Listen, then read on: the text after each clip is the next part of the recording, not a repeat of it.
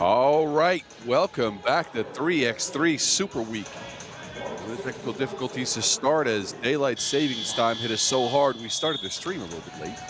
But here we are in day 2 of the premiere edition of this 3x3 Super Week, a super event out of the Jahrhunderthalle in Bochum, Germany. Men's competition has already kicked off. This game between two teams that did not have a win. You can see Jumpshot Singapore out to a large lead. They're looking to end the game. Kondrakov cannot get it though.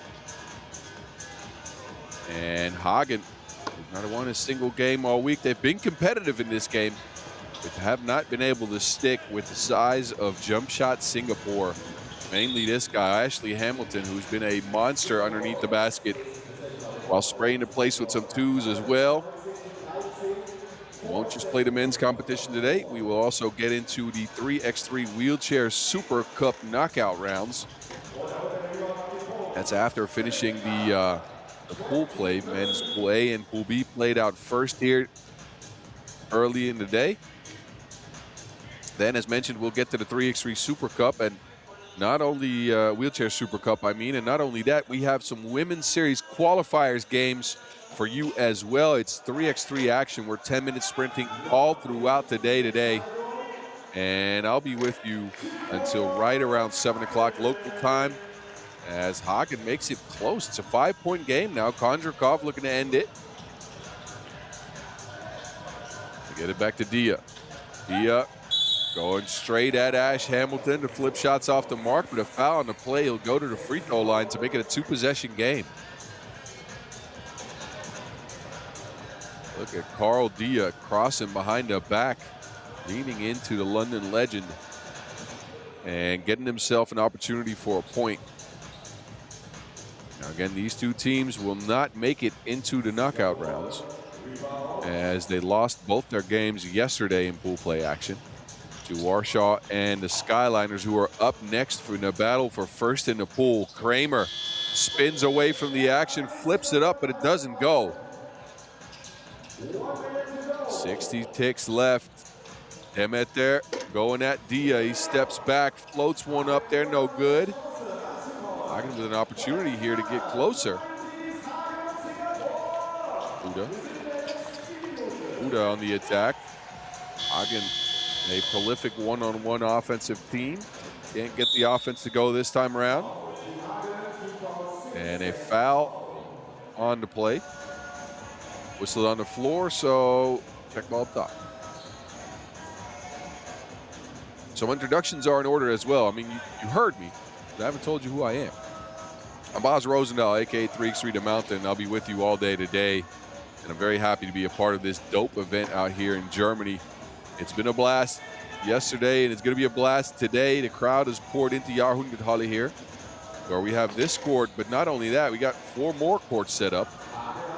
There's a bunch of action all over the place. People get to try 3x3. They get to meet their stars. While Fuda flips in a fadeaway 2-ball. Big shot under 10 seconds to go, so too little too late. Demeter could end it here. Passing to Hamilton, and that is all she wrote. 21-17. Jumpshot Singapore win the battle for honor, for pride. as these two teams will not move on into the knockout rounds. This is the last you will see of them. This is what troubled Hagen all game long. Big Ashley Hamilton, Megatron under the basket, finishing up the play. The most competitive game Hagen's played all week, though. So credits to them, but it's still Jumpshot Singapore who come away with a W here. Ash Hamilton, the guest player for this tournament. Again, the player owner for London 3x3. Anyway, enjoy the highlights. Jumpshot Singapore took this one 21-17, and we'll get settled in for the next game, which is going to be a burner. Warsaw and the 3x3 Skyliners out of Frankfurt clash for first in pool. That's on deck in just a few. Stick and stay right here.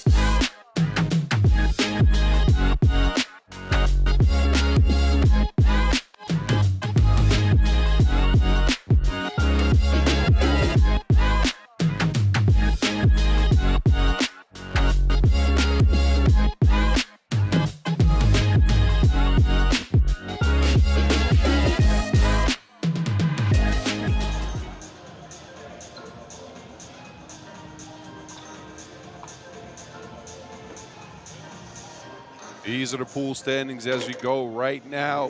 Two teams at the top. Ja, Philipp, erstmal herzlichen Glückwunsch zum Sieg, auch wenn es für euch leider nicht weitergeht. Zieh mal so einen kleinen Strich unter das Event hier in Bochum. Ja, also wir wollten mit einem Sieg Ende machen. Wir hatten eine lange Woche. Wir haben leider nicht genug vorbereitet für dieses Turnier, aber gut zu sehen, dass die deutschen Jungs da vorangehen. 3x3-Programm ist top, die entwickeln sich. Leo und alle die Jungs, die sind richtig cool zu sehen hier in Deutschland. Du arbeitest ja auch als Coach im 3x3-Bereich. Was sind so die Dinge, auf die du besonders achtest und Wert legst? Ja, also wir haben eine Akademie in Singapur, Jumpshot Akademie, und ja, es ist was Neues seit letztem Jahr, und ja, die Dinge sind einfach zusammenspielen und das Spiel kreativ zu gestalten und schnelle Entscheidungen zu treffen. Dein Bruder David Kremer ist natürlich auch sehr bekannt im Basketballumfeld. Wer gewinnt im 1 gegen 1? Er hat mich bis jetzt noch nicht geschlagen, muss ich sagen, aber ich muss sagen, wir haben auch lange nicht mehr gespielt.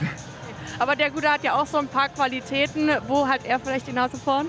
Ja, David ist ein absolut super Werfer, schnell, kann hochspringen, aber ja, ein purer Scorer einfach für Deutschland. Okay, Philipp, noch ein Wort. Wie geht's für dich weiter? Ja, wir fliegen morgen zurück nach Singapur und wir bereiten uns vor auf das nächste Turnier, und nebenbei machen wir bei der Akademie mit den Kindern weiter, und ja, das ist mein next point. Danke dir und viel Erfolg für alle Projekte. You heard the legend, the Hammer, Philip Kramer, not only a player, but also a coach in the Jumpshot Academy in Singapore. He'll be going back to that job tomorrow, as well as preparing for his next tournament, as their run out here in the 3x3 Super League has come to an end. Enjoy the highlights. We will see you next with the Skyliners and Warsaw on deck. Don't go anywhere.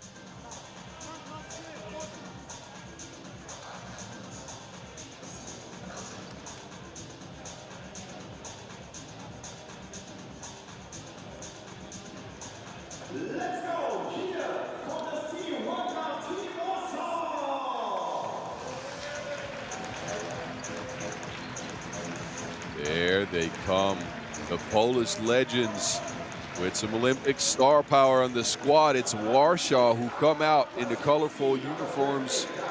They got Wazinski, Kruzinski, and of course, Przemysław Samoyski, two-time Olympian in Tokyo and Paris. He brings his teammate from Paris, Adrian Bogucki, the polar bear. And Warsaw has been better than advertised so far. 2 wins in the pool. They took down Jumpshot Singapore to start their campaign, 21-16, and then Destructo blasted Hagen 21-8. That was a great game. Zebo just poured it in that one. And now they got a meetup with the top dogs, the #1 seed in the pool, the Skyliners out of Frankfurt, who also took care of Jumpshot Singapore and Hagen. They got one great game out of Nicholas Kropp, one great game out of Leon Fatigue. Who's going to do it next? They're joined by Florian Wendler and Kevin Bryant, of course. KB out there trying to get every rebound. I don't think he missed one. Anyway, Skyliners Frankfurt winners of stop number 2. These teams have clashed a bunch during the this week's action as we look at referees. Pedro Maya, Henning Fröhlich. These teams have clashed a bunch during the week, though, and so far, it's been Skyliners who've come away with the victory, albeit a narrow one in the first stop. 20-19 stop 1, 21-14 in stop number 2. It's the number 7 team in the world facing a new team on the FIBA 3x3 Pro Circuit in Warsaw. We're trying to prepare for the World Cup this summer to be held in their name city.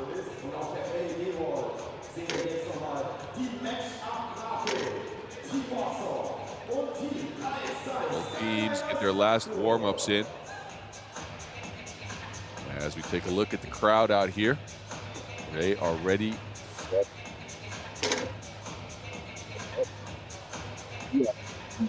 With a sublime performance in their second game. I believe he had 11 points in that one. Could not miss from 2. Just kept hitting shots. It was ridiculous to watch, and he will be in action right here. Right now, let's see what they do with the size of this Warsaw squad, which is pretty big. I'll be frank with you. This is a very sizable team. Of course, Adrian Bogucki standing 2 meters, 15 centimeters tall. We knew that. Polar Bear is a giant. But not only that, Wazinski is a sizable dude. Kruzinski makes up for, I'm not going to say lack of size, for being a little bit shorter with ridiculous athleticism. He tried to end somebody on a dunk yesterday, which was just wild to see. And Zebo himself isn't the shortest, although he's getting a little long in the tooth. Man, that's a joke. I mean, look, he's 39, but he can still go, as he showed us yesterday in both of their pool play games. Warsaw, all week long, have been performing at the top of this pool, have come in second or third, made it into the semifinals once where they lost to Bonn Baskets, and they're looking to improve on that standing here as, again, winners and runners-up of this stop will punch a ticket to the World Tour in Vienna. Not only that, there's some prize money to be handed out today as well. We'll get to that as we get to the knockout rounds, though. Fatigue sidesteps, and that one's just off the mark. He was hitting those yesterday. Bogucki to Zebo. Zebo looking for some space, lasers up a shot. That one trickles in to Zip Warsaw to start the action. And then an offensive foul as Wendler leaned into that screen a little bit too much. Wendler's the physicality on the Skyliners, but just a little bit too much here as he extends his arms into the chest of Zebo. Double high post play here as Zebo hits to the bench. Wazinski is on the court. Here he is. Wazinski. Okay. So good. Teague asking for the screen. Denies it. Fatigue on his way to attack Bogucki. He doesn't care about that size, but the Wilson doesn't care about his make either. Offensive foul. Bogucki extending his arm into Fatigue.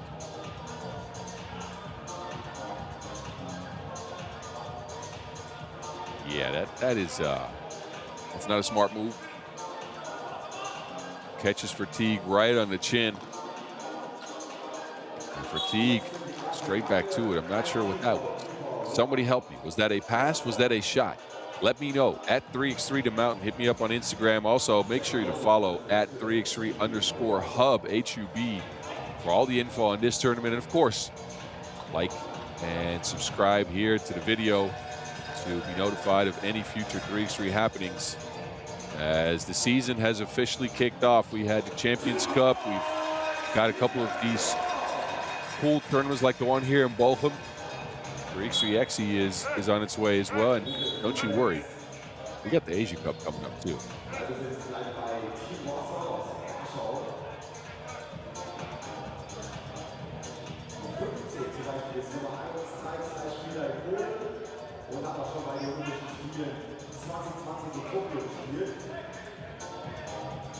Two to score after a little bit over a minute to play. Referees are checking something out at the table.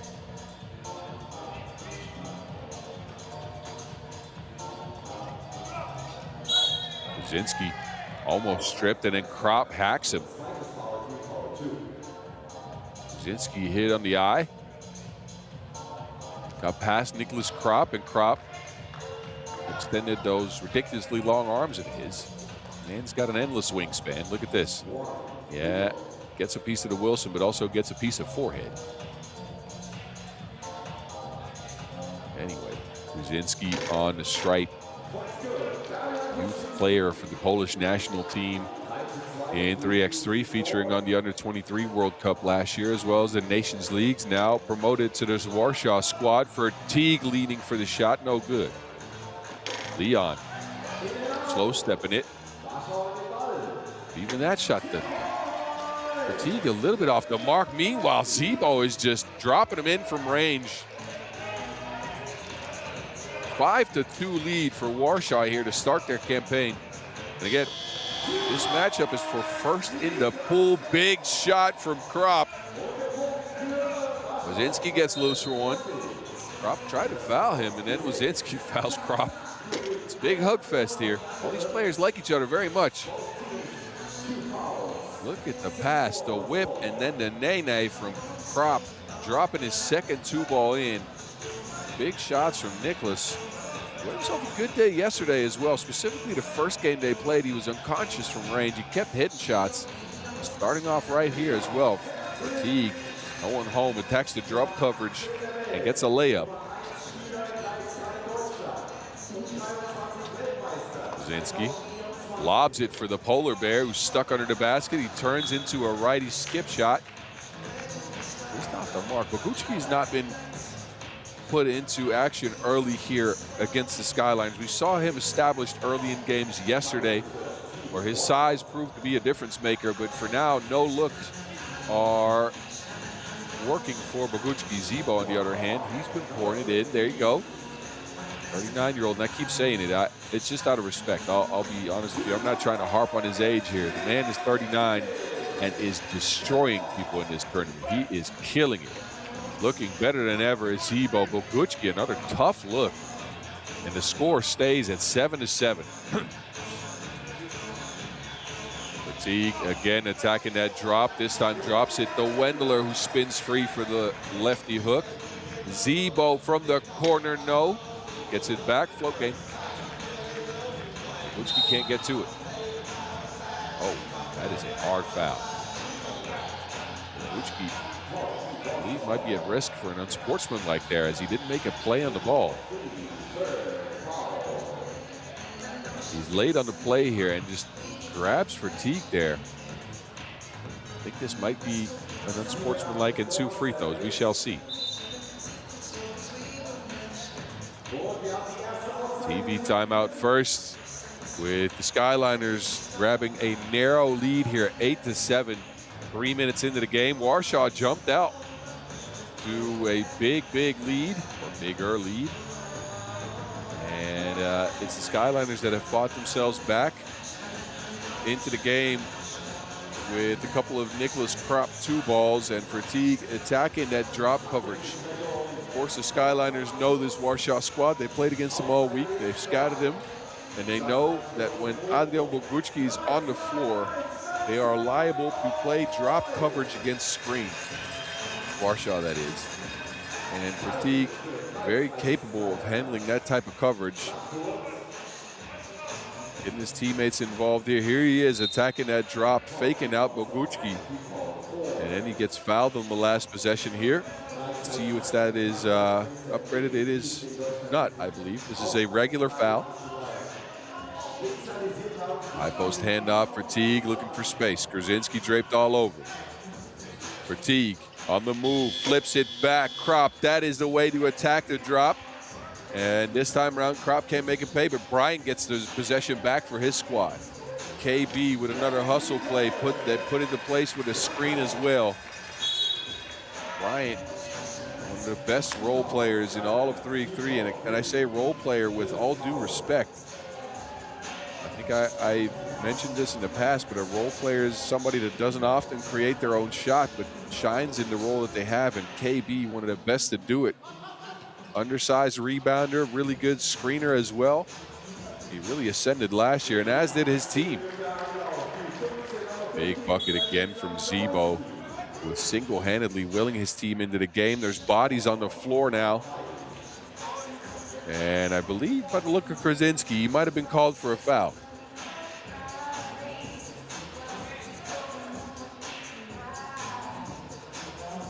This is what happened. It's Krasinski and KB getting tangled up under the basket. Frankfurt in possession. KB. And cleaned up by Wendler. Now we got Bogucki going against Wendler.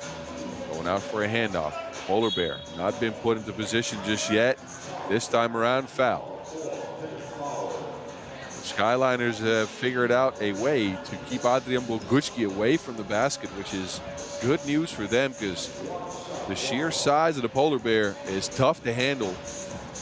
If they can get him to attack from the outside like here, maybe not foul, that'll work. That is it's gonna help them out a lot. This man has been a steady source of buckets for Warsaw, although he misses the free throw here. Fatigue from space. Again attacking the drop, this time Hagen, and a foul as he got hit on the side of his head.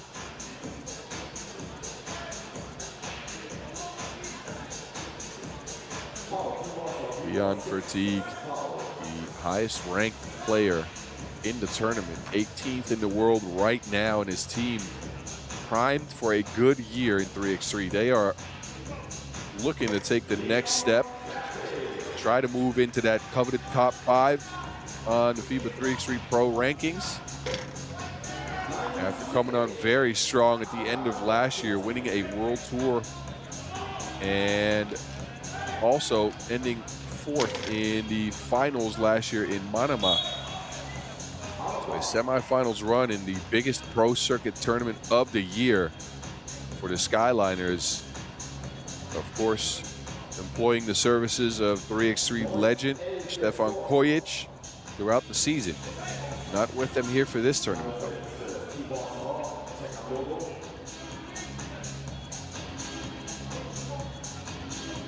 Single high post look here. Bogucki hands it off to Zebo. Rolling to the basket, rumbling and bumbling is the friendly giant. There he goes. Adrian Bogucki. I tried to dap the man up once and he almost broke my hand. That's how hard he shook it. That's some strength right there, finishing with the lefty layup through the contact. Fatigue lobs it into Krop. Surgical precision for the Skyliners, and then Zebo off the mark, guarded well by KB. Warshaw's offense is sticking with the Skyliners through one. Someone's on the floor. Krasinski got hit on the screen. It seemed like referees didn't see anything there. Wazinski now to the basket. Easy money. Warshaw's not out of it yet. They are sticking with the #1 seed coming in. And again, winner here takes the #1 seed in the pool. I'm not sure that matters, though, as Pool B is a mess. Normally, you want to get that first seed, but now you don't even know who you're going to play. Anyway. This is the action where KB got free after leveling Krasinski. I'm not sure what happened. We couldn't quite see it on the replay. But a 2-point lead for the Skyliners is the case. Here is Krasinski on offense this time. Driving in, hanging, and missing.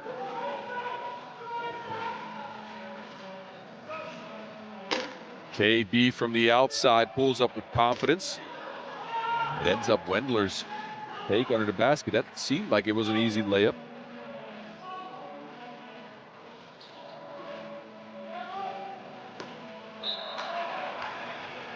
And that is a good old wedgie. Someone called the No Dunks podcast.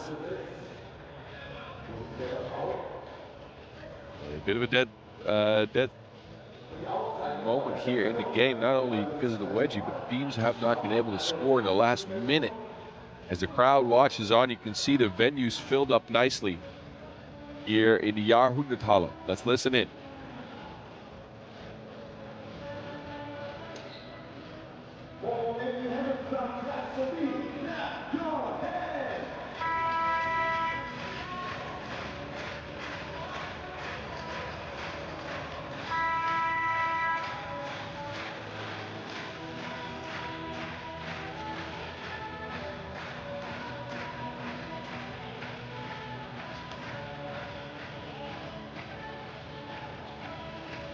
Last couple of minutes of the game here. 3 minutes, 40 seconds until we know who won this.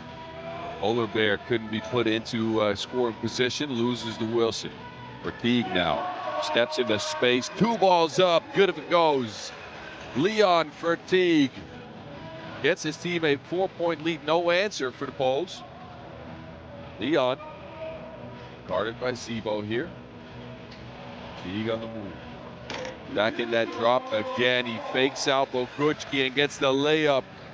He's putting his team on his back as Leon Vertigue. Sibo's pass snuffed out by Wendler. Good hands. They get it back to Vertigue. Never mind. Bryant takes it himself. Drops to the floor. No call. 2 players are down. It's Sibo and Bryant. Sibo still on the floor.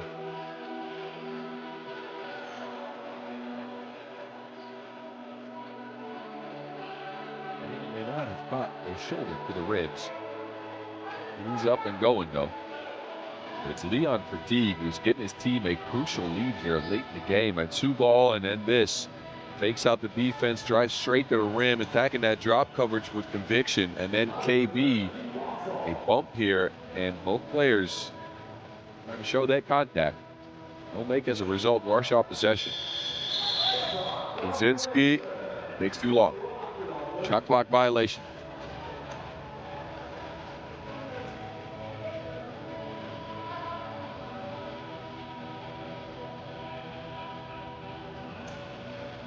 Krop looking at Bogucki. A deep 2-ball from Krop, no good. Vertigue skies for the board. Vertigue again going straight at the coverage. This time whips it to KB from range. 18-11. The Skyliners take a decisive lead here, and they get a stop as well. Ball poked away from the Polar Bear. Vertigue down to KB. Precision passing. That man has GPS accuracy. My word, this team is surgical. They get to all the right options.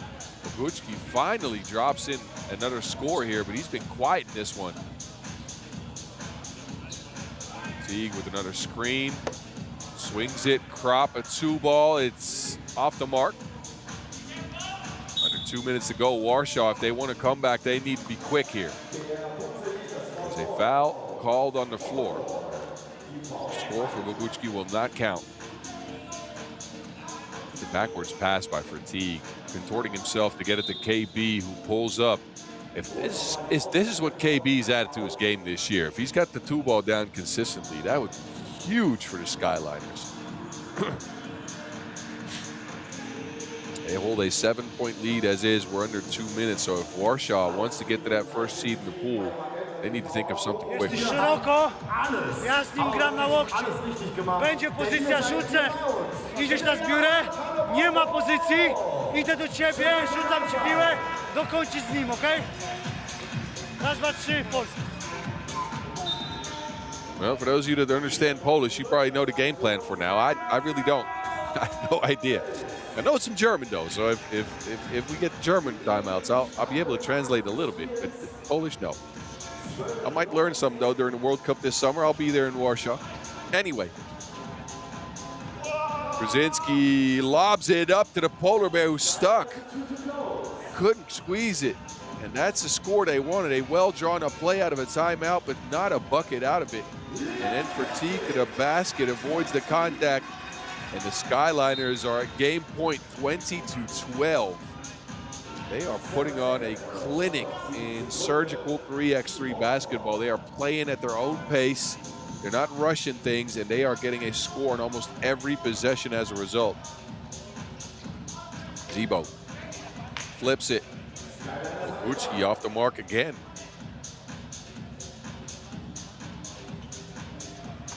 Teague to the basket, hangs. That is too much contact, but Wendler picks it up, and the Skyliners take a W, and a very big and concisive one at that.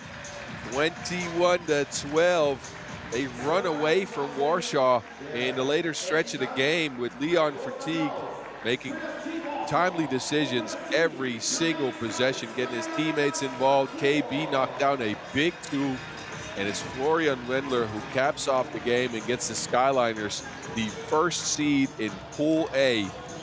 We will see them again in the knockout rounds, as we will see Warsaw in the knockout rounds as well. That is up next. Of course, we got the finished Pool B play first, though. So don't go anywhere. Enjoy the highlights. We'll shift our attention to Pool B in just a few minutes, where we'll see the next game on deck, which I believe is Fuengirola. I'm right, Fuengirola in Brooklyn. Enjoy the highlights. We'll see you in a few minutes. Don't go anywhere. Bitch, I'm back. My name. Yeah.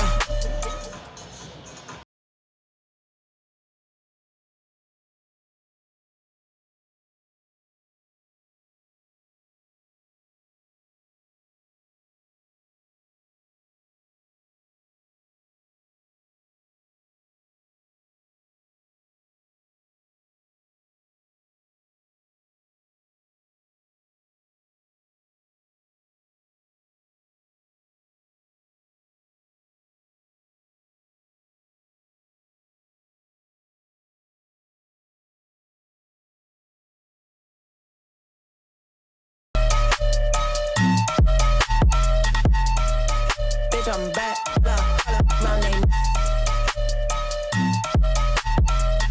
Yeah. What are you talking about? Bitch, I'm back, my name. I am where it's at, you should know I got it in the bag.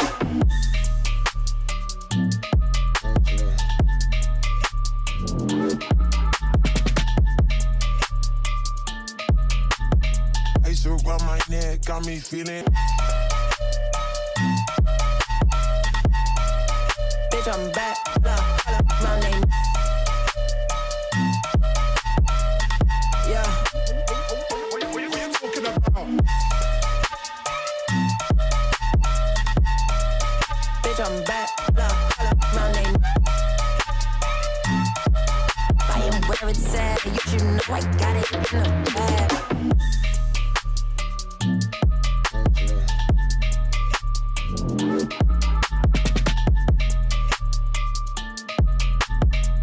Around my neck, got me feeling. Bitch, I'm back, my name.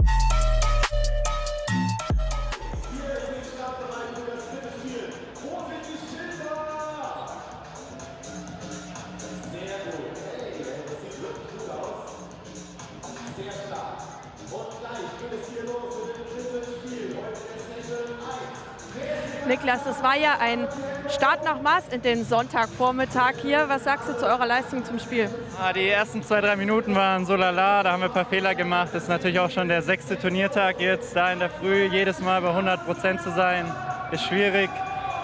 Beide Teams waren ja auch schon weiter, deswegen, aber ab Minute 3-4 war es richtig gut. Da sind wir langsam in den Flow gekommen, warm geworden, und dann haben wir es ja auch ganz, sagen wir mal, relativ einfach noch gewonnen hinten raus. Wir freuen uns auf jeden Fall, euch noch mal zu sehen. Wir sind ein bisschen knapp mit der Zeit. Herzlichen Glückwunsch erstmal. Danke. Und bis später. Bis später. Ciao.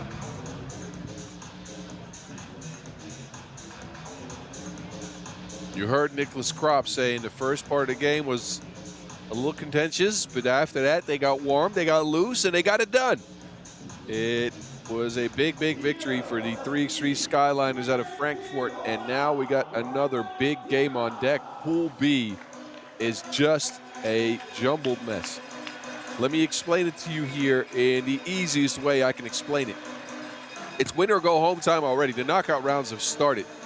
Fuengirola and Brooklyn come out first. Whoever wins, they get to move into the knockout rounds. Whoever loses, they're done. And that after a big day of action yesterday. Fuengirola come out with Diego de Blas, Juan Luis Rojas, Javier Vega, and Jose Blasquez. Juan Luis Cebrian Rojas. Let me correct myself. Gotta be frank and right with the names. Anyway, Fuengirola had themselves quite the day yesterday. A win for them in pool play to start their campaign over the SparkassenStars, and then they lost to Basketball and Telekom. Now Brooklyn, they had the biggest upset of the day yesterday. After not winning a game in the previous two stops, they started their campaign with a 21-18 victory over Basketball and Telekom, the #1 seed in the pool coming in. These are your four fellas for Brooklyn, led out by their player owner, Jack Appleby, who's dealing with some back spasms. He's joined by Keem Ellis, Austin Hill, and Berto Colonet. Referees in this one, Jonas Malamas, Pedro Maya. But this Brooklyn squad showed out yesterday that they can beat anyone pretty much. Sprayed the place with a bunch of twos, had a bunch of positive energy as well. There's Jack. Follow him on IG at HowToHoopForever. Man produces some dope content. He's looking to get his team onto the world stage. He's questing his way to the top, wants to make it to the world tour, and this would be a huge step if they could get a win here. Looking for more tournaments to play in as well is Jack Appleby. And he's got a squad to match. Akeem Ellis and Austin Hill have been very, very good, especially when shooting from range. They're good attacking off the dribble as well. There's Akeem Ellis. They're going to have to deal with that man, though. Diego de Blas, DDB, a steady member of the Spanish national team in their ventures over the last year or so, won the World Cup last year. So some 3x3 royalty right here. And as mentioned before, that final game was DDB's statement. A World Cup final where he poured in 12. And now he's here in Bochum in the Jahrhunderthalle trying to make it to the World Tour. We get it started and sprinting right now. Appleby to Hill. Hill pulls up. Big two ball in the front of the rim.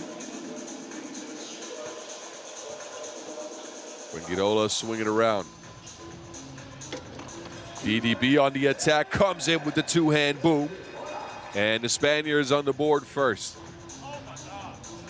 Matchup between these teams earlier in the week, both went Fuengirola's way. Stop 1 and 2 they played, and it was a 21-19 victory in stop 1 and a 21-13 victory in stop 2. Akeem Ellis stops and goes. He's leaving everyone in the dust with that hesitation.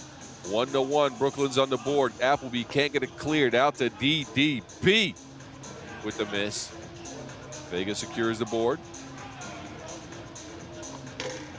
Rojas attacking the drop, scooping it up and over Ellis.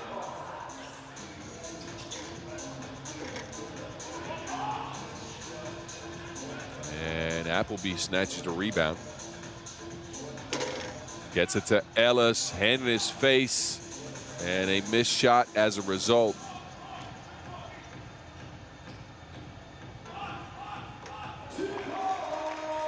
Rojas.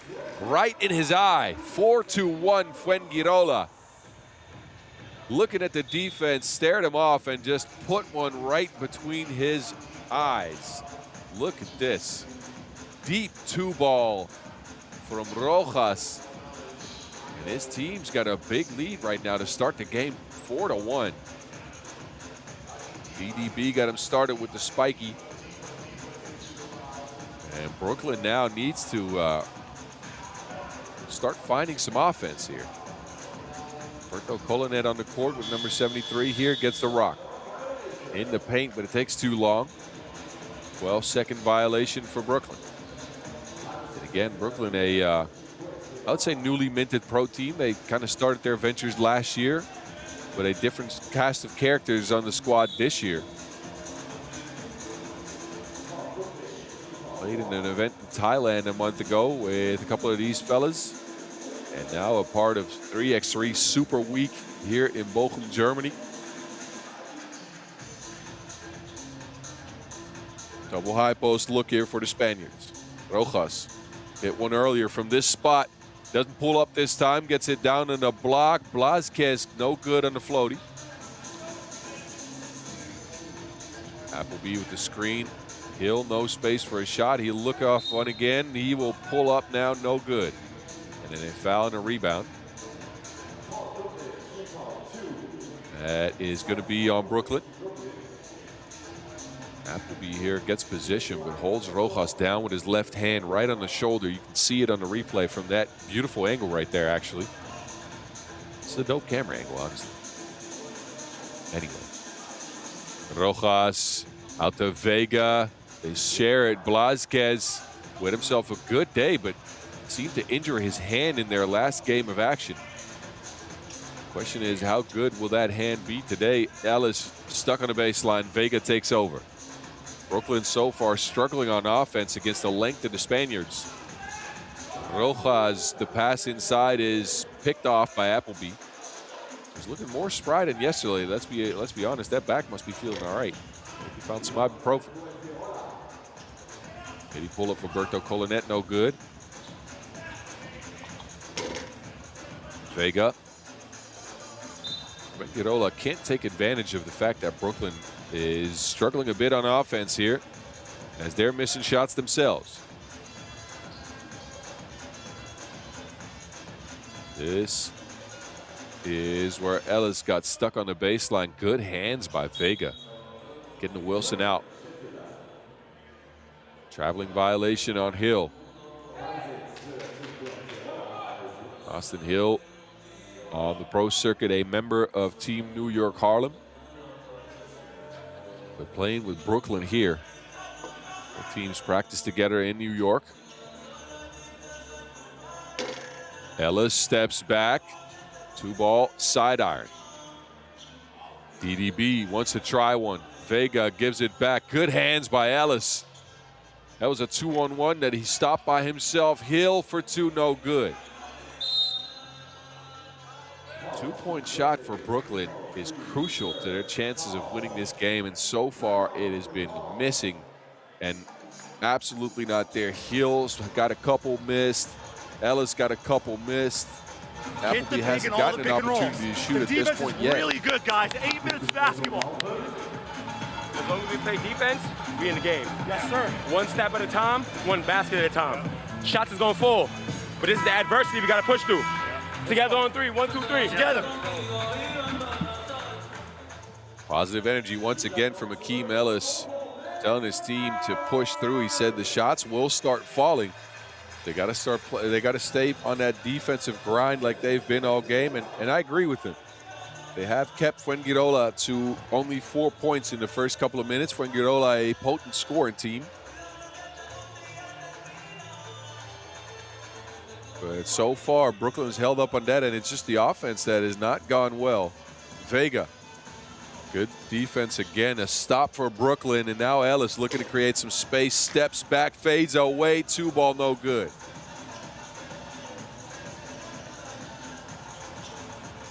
DDB gets loose, but quick hands by Colonet. Hill, fading on the midi. Colonet takes over. And then a whistle on the floor. These are the type of shots that Akeem Ellis was hitting consistently yesterday. Hill as well, and they have not gotten lucky. The ball has just not dropped their way yet. 4 minutes into this game, only 1 point to show for it. Berto Colonet is fouled on the drive. Colonet, a late add to the roster. 7 days before they moved to Germany, he got the call to be on this team. Pushed off his spot here by Jose Blázquez. Second foul on the Spaniards. Ellis working the pick and roll. Ellis underneath the basket, avoids the contact, and there's your score for Brooklyn. What can the Spaniards do? Rojas looks off the defense again, doesn't get a make here. Appleby creating some space for Ellis. And then Fuengirola take over yet again, a quick transition. Vega got a good seal there, good positioning. Smart foul by Appleby. Taking him out of that possession, putting him back on top. There's that dope camera angle again. Both players get locked up under the basket. It'll be Brooklyn foul. Fuengirola possession here. Pressure on the ball by Appleby. DDB says, I don't care. Drives right by him. 5 Fuengirola, 2 Brooklyn. Hill under the basket. Finally gets a score to go. This is the difficulty in attacking this Fuengirola squad. I'd say that Brooklyn might be the stronger team as far as physical strength, but Fuengirola's got length. Long arms, tall players, and it's really tough when you got 4 guys that are that long, that are switchable, that can guard you on multiple positions on all 3 levels of the court. Pick and pop action here for Vega. Side irons it. He gets his own rebound. Vega now shares it. Rojas. He almost slingshot that. And then transition. Sees Brooklyn turn it over. So while their defense has been supreme, their offense has lacked with only 3 points after 5 minutes. Double high post look here. Fuengirola. Play takes a long time to develop, but it leads to a wide open DDB. Wow, beautifully drawn up play there. Hill from range drops one in from space. That one almost touched the ceiling here in Jahrhunderthalle, but it was much needed for Brooklyn.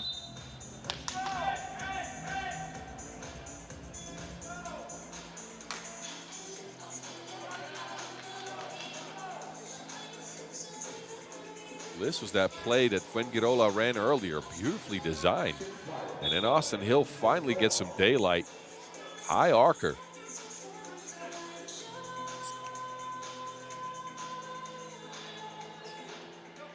Appleby goes and subs out. Hill back on the court. A 6-5 game, a very low scoring affair so far this one.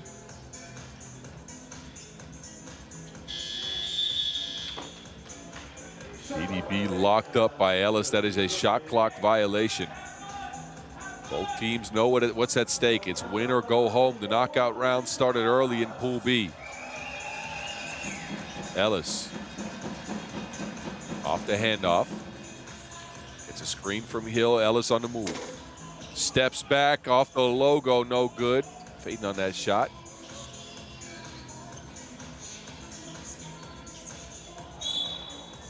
Rojas, no space, gets hit in the mouth. Ellis, yeah, there's the sportsmanship and the positive energy. Gives him a hug. Yeah, he hits him right on the side of the face there, trying to prevent him from looking at the basket and getting a look, as Rojas has proved to be a deadly shooter in the tournament so far. Meanwhile, Appleby's being worked on. I think he's got a cut on his lip.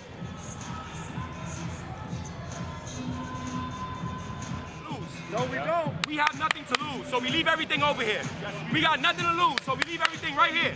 Come on, together on 3. Does anyone need one right now? 1, 2, 3. Okay, one together on 3. 1, 2, 3. Together. All right, nothing to lose for Brooklyn, as again, they've not performed well in the first 2 stops of this 3x3 Super Week earlier in the week. They didn't win a single game until coming in yesterday with a bang. And now with an opportunity at the knockout rounds, they're trying to leave it all out on the court, as is Fuengirola, by the way. Vega's wide open 2-ball, splashed. 8-5. Fuengirola take a big lead, especially when you look at the drought of scoring in this game. Ellis operating. That man gets tricky like Run DMC and drops in another one. Who can stop Hakeem Ellis?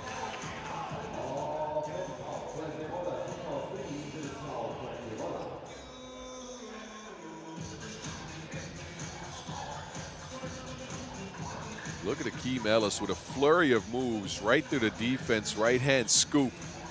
And a much-needed score for Brooklyn, who are now looking at a 2-point deficit. You know what? Never mind. Ellis got that back down to 1. The man's on a mission, leaving it all out on the floor. Now he has to guard Rojas. Vega, another 2-ball. Side iron. Brooklyn take over. Ellis has not been stopped this time around. It's an offensive foul, though. He stops himself. Ellis now wants a sub. 3 minutes on the clock. A 1-point game here. Win or go home. 3 minutes to leave it all out on the floor. DDB, a double high post play here for Fuengirola. They've shown a couple of very well designed plays so far. DDB snakes through the defense, but the layup's off the mark. Hill from deep. Opportunistic shot. We've seen him hit that before. He'll get it back. Screen from Berto. Hill. Uh-oh. That took a little bit too long. Shot clock violation.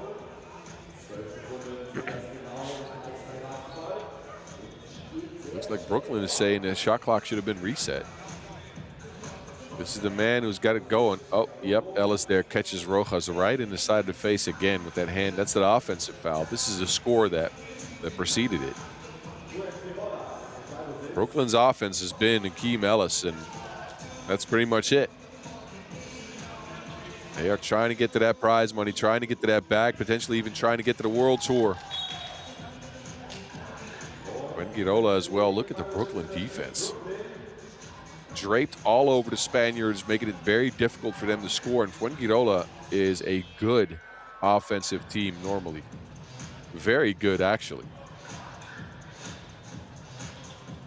First couple of stops in the tournament here, Fuengirola averaged right under 19 points a game.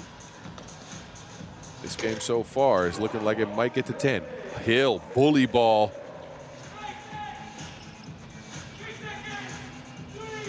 Vega now in the post trying to do some backflips up a hook, no good. It's a jump ball situation. It will go Brooklyn's way. It's an 8-8 tie. Brooklyn looking to upset yet again here. Good defense on Colonet, and then he jumps right in and gets that Wilson away from DDB.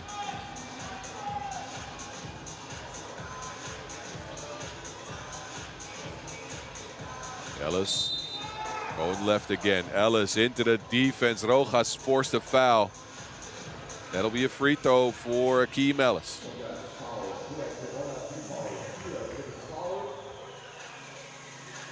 He has not been stopped when going to that left hand so far. When he puts his head down, he is a very crafty player.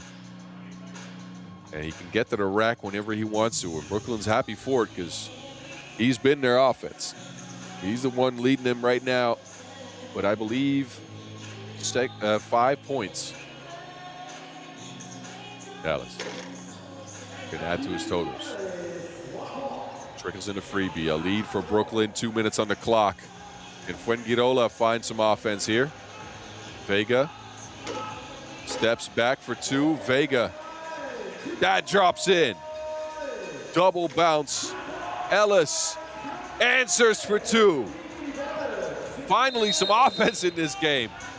Vega under the basket is held up, but that is not a smart foul. That's the 7th on Brooklyn. 2 free throws coming up for Javier Vega. This is what happened first. Vega double bounces it in, and then Ellis turns right around and gets a 2 of his own. Vega now on the stripe. 2 free throws to get his team a lead. First one, pure.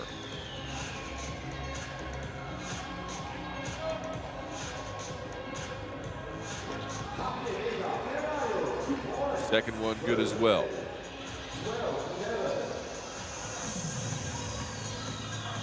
One-point lead for the Spaniards. Hill, 1 and 2. Couldn't get it. Vega with the ball. EDB operating behind the screen. Dublas, no good. And then Vega pokes out that pass going into Hill. 25 on the clock. Vega wants the timeout. A 1-point lead for Fuengirola in this win or go home game. High stakes right now here from Jahrhunderthalle in Bochum. Prize money and a spot in the World Tour on the line today, and a knockout round started early. Let's listen in to Antes de que metan algo, tenemos 2 faltas por hacer. Una arriba y 2 faltas por hacer. 2 faltas, ¿vale? Venga, cambiamos a agresivo ahí, tío. Vamos, vamos, vamos, vamos. Venga, va, un minuto, vamos, vamos, vamos, vamos. I heard go, go, go. That's all the Spanish I got in me, trust me. Wish I knew some more. But anyways, Fuengirola looking to fight for the last minute 25. All these fellas part of the embassy program now, backed by NBA legend Jose Calderon.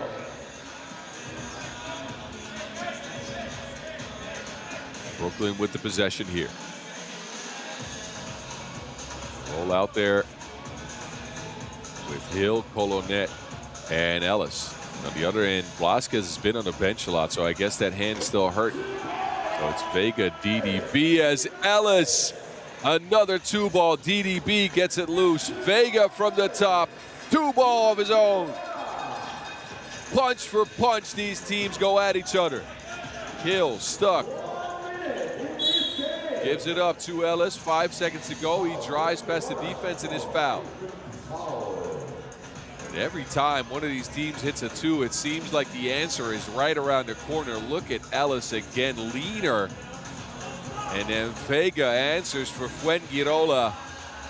It is a heavyweight bout here from Jahrhunderthalle. A 1-point lead for the Spaniards. 61 seconds to go. Double high post play here. And possession over to the Spaniards. A turnover in a crucial moment of the game here for Brooklyn. Appleby, I'll let you be the judge.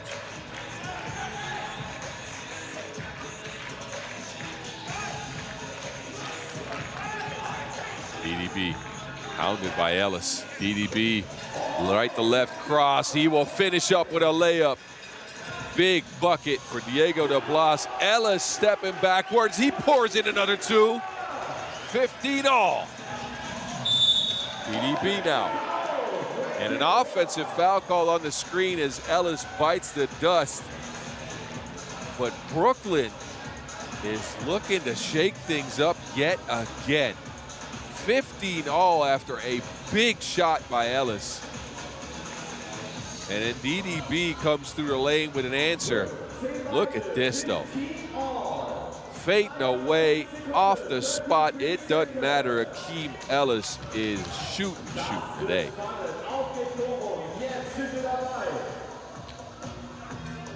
Both teams foul-wise at the bonus, so can't expend a foul without putting somebody on the free throw line. Double high post look now for Brooklyn. Hill, a daylight. Hill, no.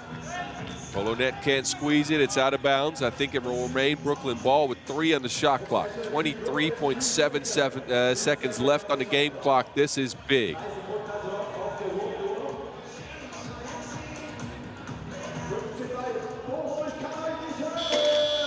Ellis, no. Fuengirola will get a fresh possession with 18 seconds to go to try to pull ahead in this game that is highly contentious. Man, my palms are sweating. Timeout here. All we need is a stop. One stop, boys. Hey, have fun. Have fun. We're not supposed to be here anyway. Have fun. We get 1 stop. Yes, we do. All we need is 1 stop. Come on. Win on 3. 1, 2, 3.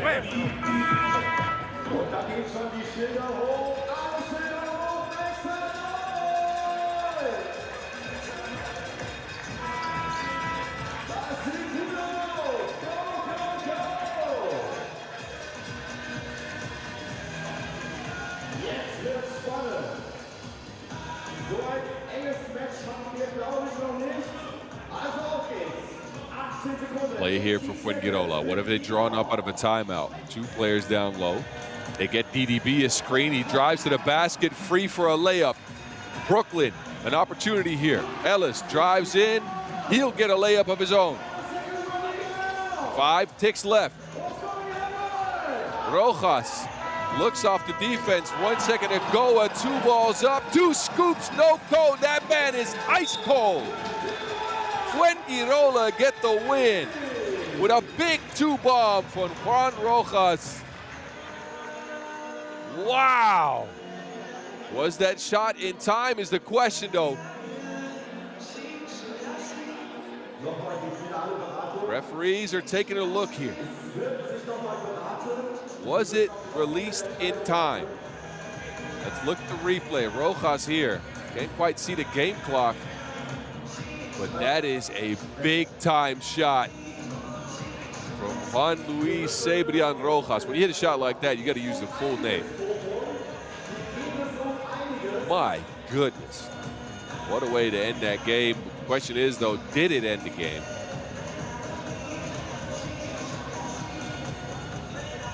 I believe it's been taken off the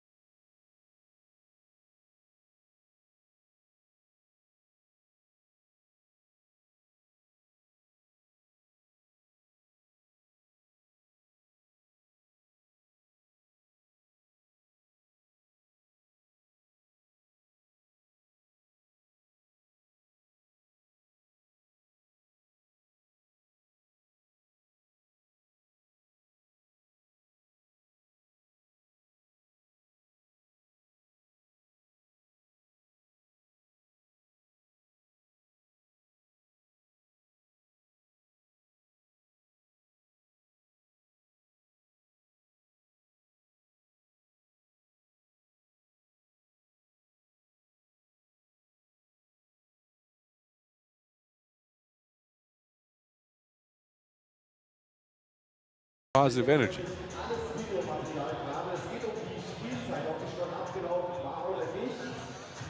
Look at the replay one more time. Never mind. Here we go.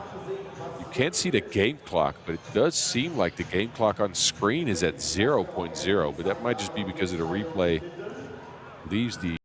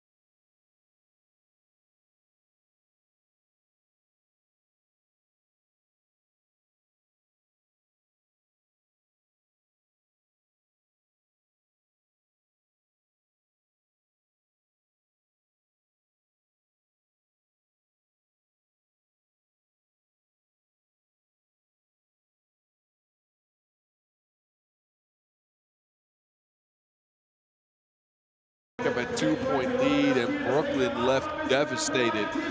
Looked like they might shock the world again, but they lose on that last-second kill shot. Akeem Ellis was superb. I hope to see more of him on the pro circuit.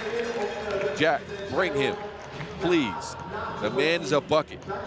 I want to see him more often. And Brooklyn will bow out after their best performance in the 3x3 Super Week, winning a game over Baskets Bonn yesterday, and then here narrowly losing to Fuengirola, who we'll see later in the knockout rounds for sure. 18-16 to score in this one, and don't you go.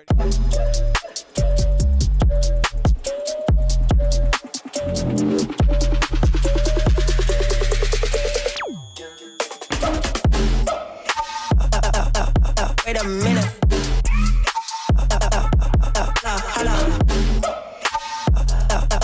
Wait a minute, where it's at, you should know I got it in the bag. Don't know how to act.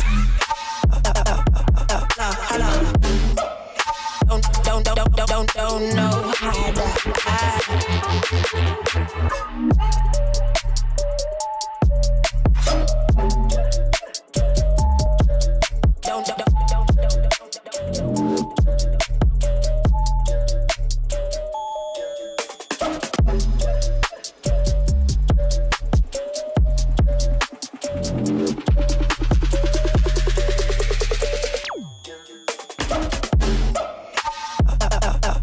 Wait a minute.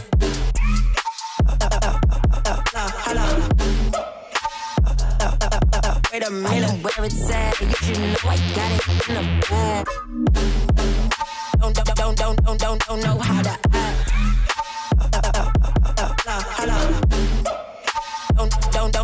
Don't know how to act.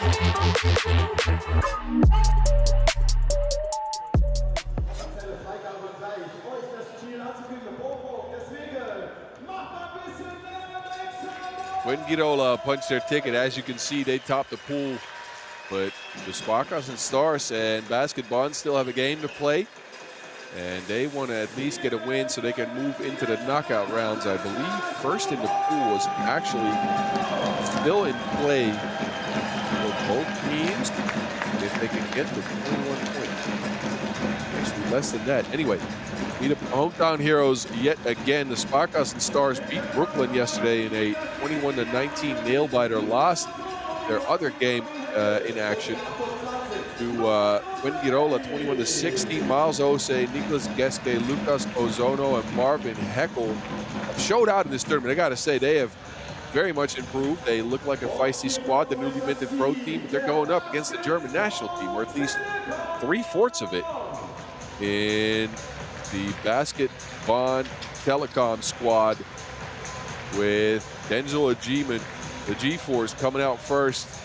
The future Fabian Giesmann, Leonard Schultz, and CD Bekaime, aka Linus. This squad, again, got their first game against Brooklyn, beat the SparkassenStars. Never mind, they beat Fuengirola 21-16. The SparkassenStars are on deck. Anyway, referees in this one, Henning Fröhlich and Finn Brune. And again, it's the #1 seed in the pool coming in against the #3 seed in the pool. Second seed against 6th seed overall. Matchup between these teams earlier in the week have gone Baskets Bonn way. 21-14 and 20-15 in stops 1 and 2. And Lucas Ozono playing against his former squad mates. He was on this team last year. Geske, the legend, the 5-on-5 star, also in 3x3, playing for Bochum in both instances. Can Bochum deal with the length and the athleticism for Baskets Bonn Telekom? CDB almost took somebody's head off yesterday.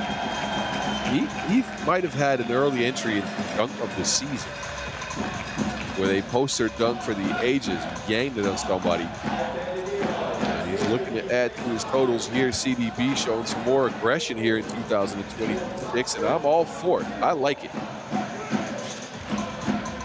These teams know each other well. Ose, a former part of the basketball and Telekom program when they were still named St. Pauli. Ozono has been a part of that program for the last few seasons as well. Now featuring on his own pro team in Bochum. Bochum trying to make their mark, trying to move their way up into the 3x3 world and trying to find a pathway into the pro circuit for FIBA. Winning a game here puts you one game out of being in that pro circuit. And we shall see what they can bring. It's Bochum will start with possession. Ose in the ball. A double high post look. Ozono to Hagen. Hagen trying to shake Giesman. Pulls up. Lefty stroke broke. Hagen can't save it.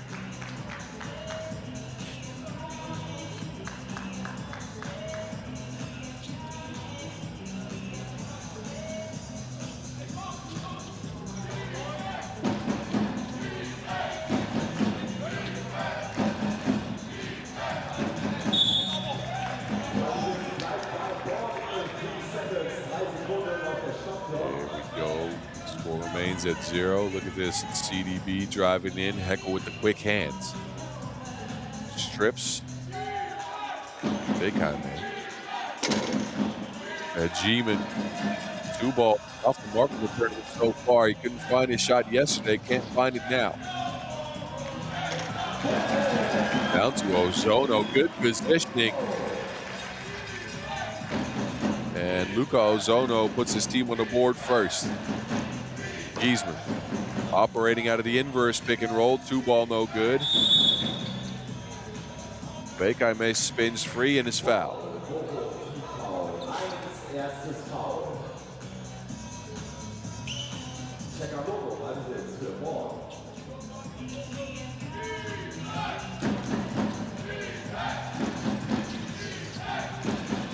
Giesman behind the back looking for some space. It's a G-Man now with the ball screen, stepping back, 2 balls up, and that one's good. Finally, Denzel G-Man knocks down a 2 ball. Much needed make for the German young star.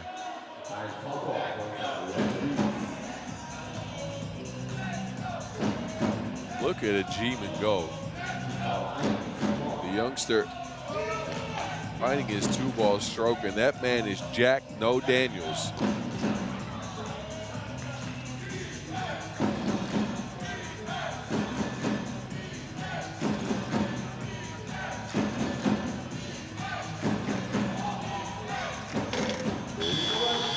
Pops and pops, middies good. This is what Leonard can bring the squad. He is a capable scorer from the mid-range and from 2. 2 ball up for Ose. This is what carried Bochum yesterday. A bunch of 2s knocked down from Ose and Hagen.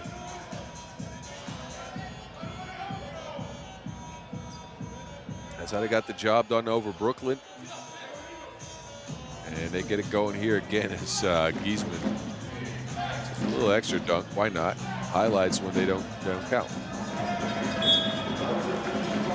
That's a bit of a disjointed possession there.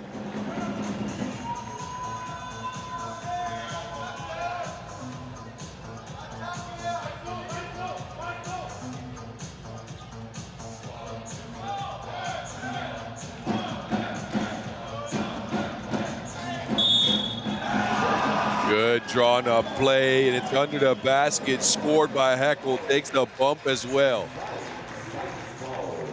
Beautiful play action here. Hagen cuts, fouled by Schultz, and he roars to the crowd as he will go to the free throw line for 1 more. 2 minutes in, Bochum is taking the lead.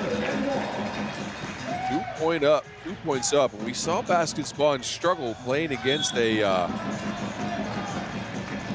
deficit yesterday when they lost that game to Brooklyn and couldn't quite get enough scores to kind of stick with them. Bochum's seen that game, you know that. got intricate knowledge of the basketball system as well, specifically through Ose and Ozono. Ozono here to one to travel.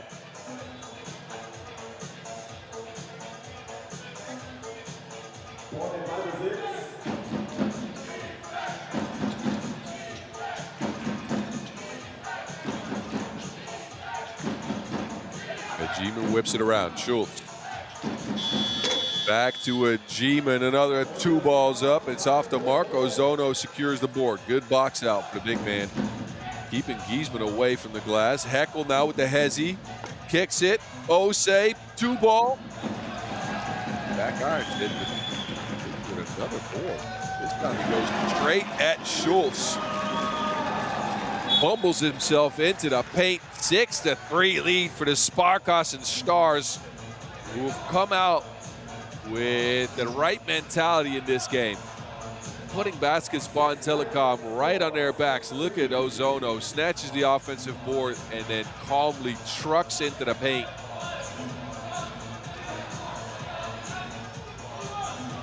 Giesman.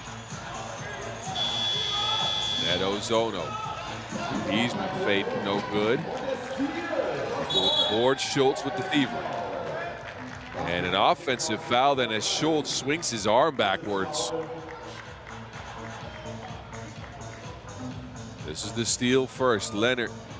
And then here is where he swings his arm backwards and knocks Heckel right in the face.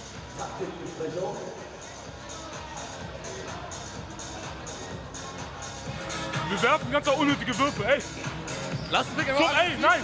Zum Screen schneller gehen, zum Screen schneller gehen. Alle schneller spielen. Spiel extrem langsam. So, das geht. Und, ey, komm nicht hin.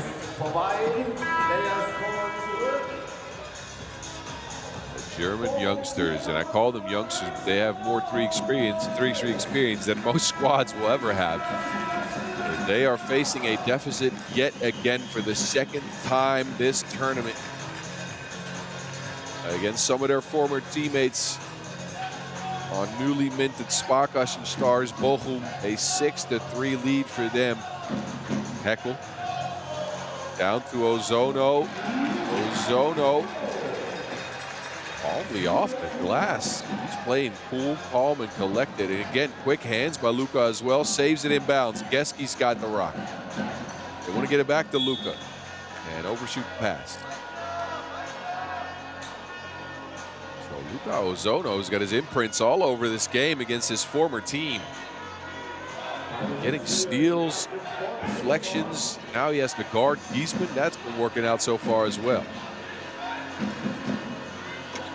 Schultz, free, drains it. Big shot, much needed for basketball and Telekom. Ose on the other end, attacking Schultz. Ose, and a traveling violation on Miles.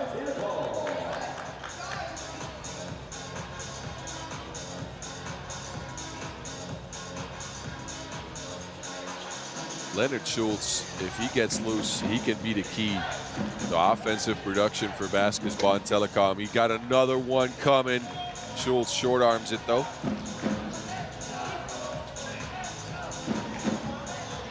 Big roll action. Ozono gets it stuffed. Take that back with you.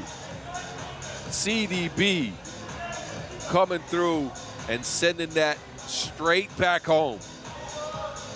Get it away.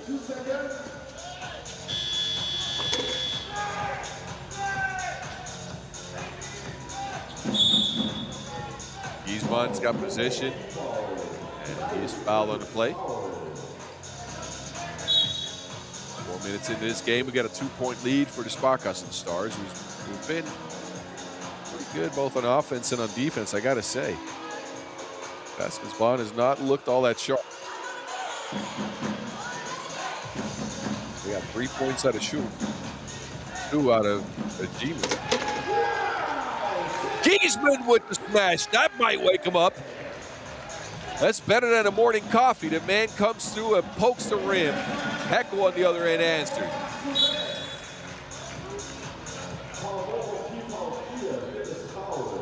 And Bochum then expends a foul. Eckel stuck on Giesman in the post, didn't want any part of that matchup.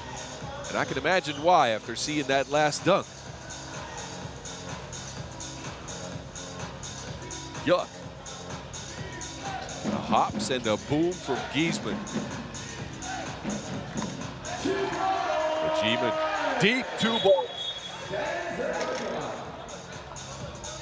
Denzel Giesman has finally found the stroke after missing most, if not all, of the twos yesterday. This is what led to it. Giesman sharing, and a Giesman rewarding the confidence there. Teammates got trust in one another. It's an 8-8 game. Geski's been quiet in this one so far. Osei lets it go out of bounds. That will go to basketball and Telekom.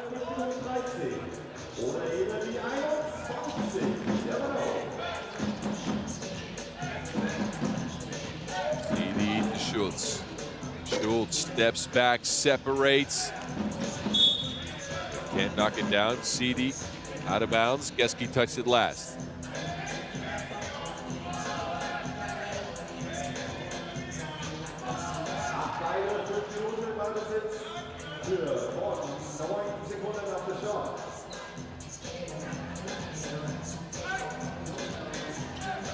Telekom will take the check. This is your number 16 team in the world, and they want to get a win here. Giesman rises up on the crowd. 9-8, then a Giesman with the thievery. Quick hand, shares it. Giesman finishes it.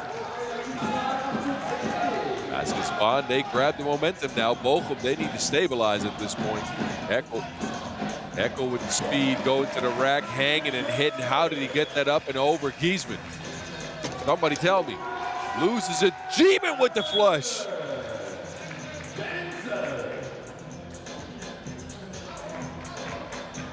Denzel Giesman. He has led his squad in this one so far. Look at this. Gets past the defense, and the vert is real.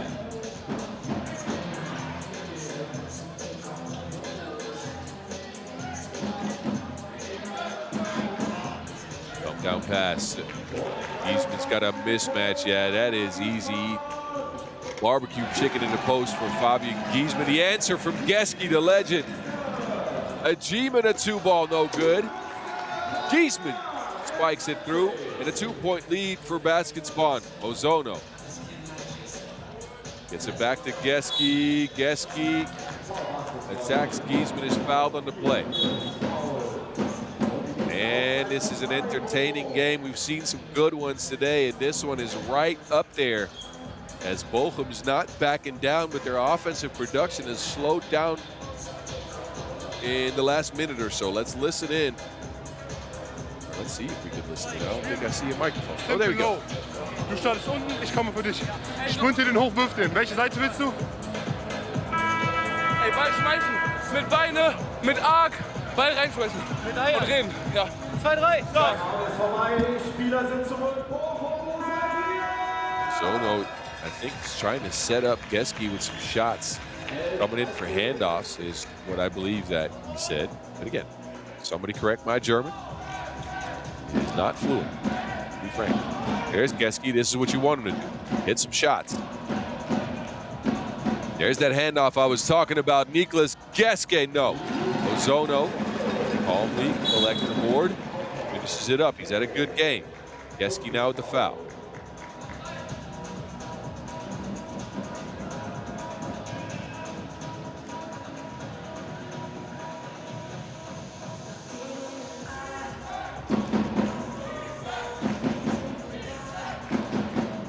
Screening action now for a Giesman to get a look. Giesman behind the screen, 2-ball off the mark. Osei traces it down.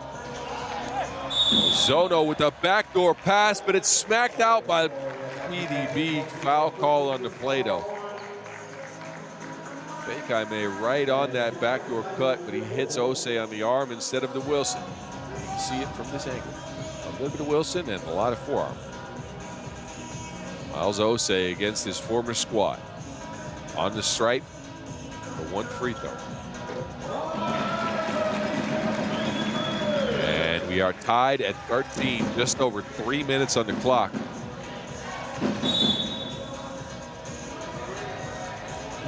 Foul called there on the play.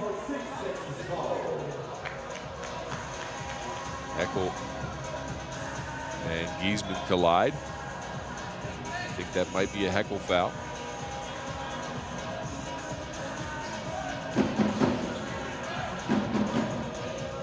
Schultz shares it with Giesman, who almost loses it out of bounds. Giesman, 3 on the shot clock. Now it is out of bounds. Fresh 12 for the SparkassenStars out of Bochum.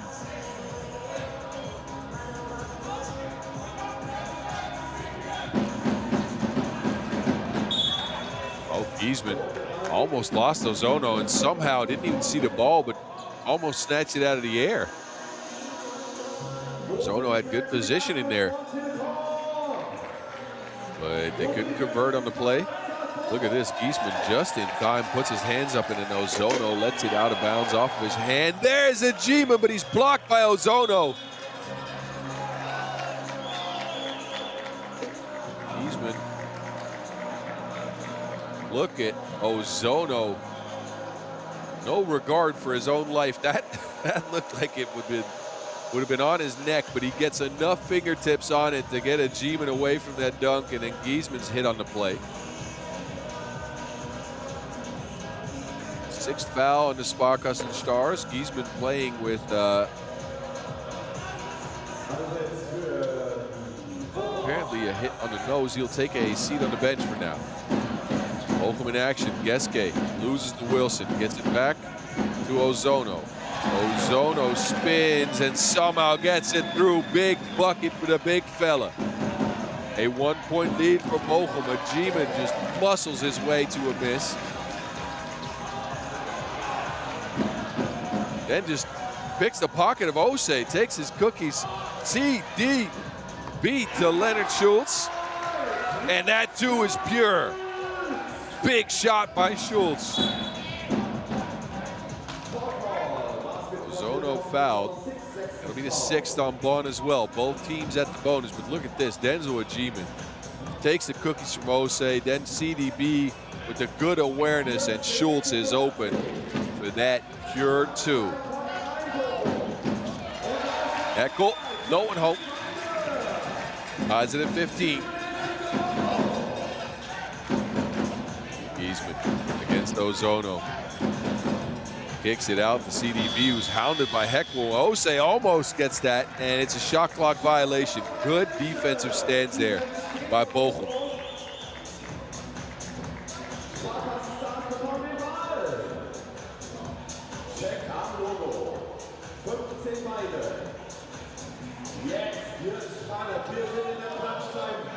Heckel again with the speed.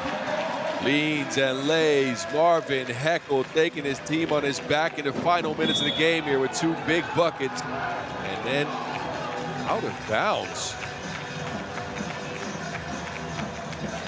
Bekai may tripped, it seemed like, may have had some help, but look at Marvin Heckel flying in there for a little layup.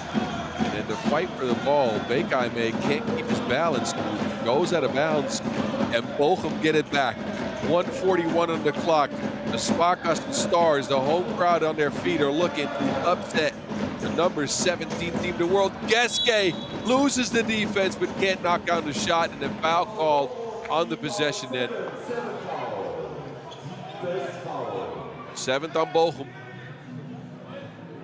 And the foul's called the rebound, so it'll be 2 free throws. As Osei tried to keep Giesman away from the boards. So Fabian with 2 free throws. First one is cashed.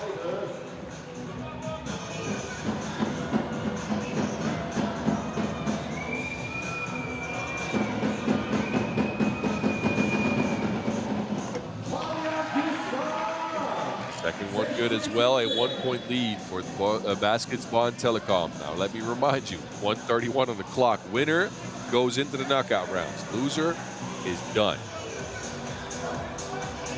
I won't even talk about seeding in the pool. We'll get to that later, but it is a highly contentious matchup.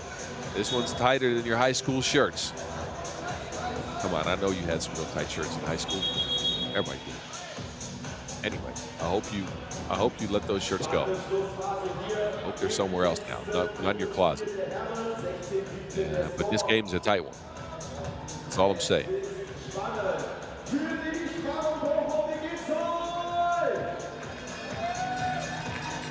We'll come out on top with 1:32 left. And Ose actually, who's on the stripe now. Is there a technical foul called?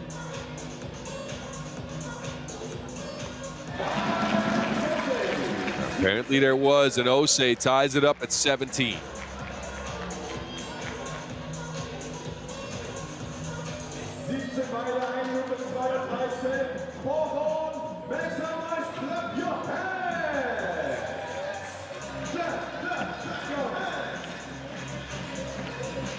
All right. A tied game, 1:32 on the clock. Bochum have Geske on the bench. Baskets Bonn Telekom got Bekame on the bench. Both teams at 7 fouls as well. So this will be probably the lineup that closes out the game.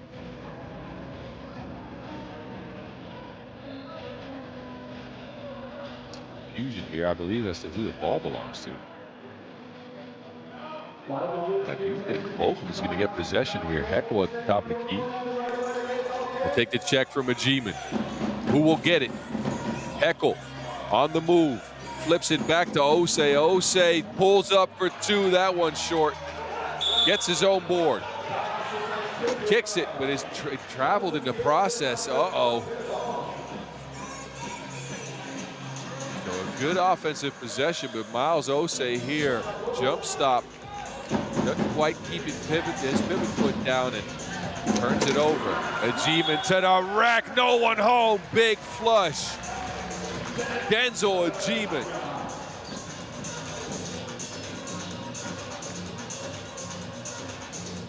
The man is punching harder than Saitama. Anyway,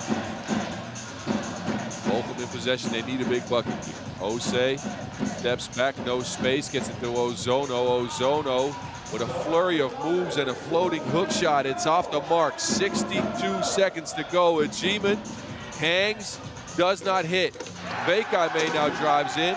He won't hit, but Giesman cleans up the mess. Geske to operate. Marginal rim. Loses the ball out of bounds. Baskets Bonn Telekom will take over. Look at CDB missing, and then Giesman flying in there, swooping up like Spider-Man, cleaning up the mess. 46.3 seconds to go. Baskets Bonn Telekom will take a 2-point lead, and I believe will get possession here. They need a bucket. A 2 would end things for them. We'll get them to 21. Linus will stay on the bench. And Bochum go with Ose and Ozono. Let's see who else is out there. They'll be on defense. They need to stop first. The home crowd is cheering for them. Giesman muscles one up. A 3-point lead the result. Geske is out there. Geske fakes. The shot's up. He falls backwards. A big shot by Niklas Geske. Bochum need to stop. Ajiman says, I've seen enough, but he can't finish it. Giesman gets up, and that is a traveling violation. Uh-oh. Uh-oh. It looked like that was game as Ajiman came through the paint after this big shot by Niklas Geske. That one a miss, and Giesman here lands, and then as he gets up, shovels his feet. That is a traveling violation. Bochum with possession. They got a timeout. A 2 would end the game in their favor. Whoever gets the 21 first wins. They got 20 seconds to do it, and 12 on the shot clock.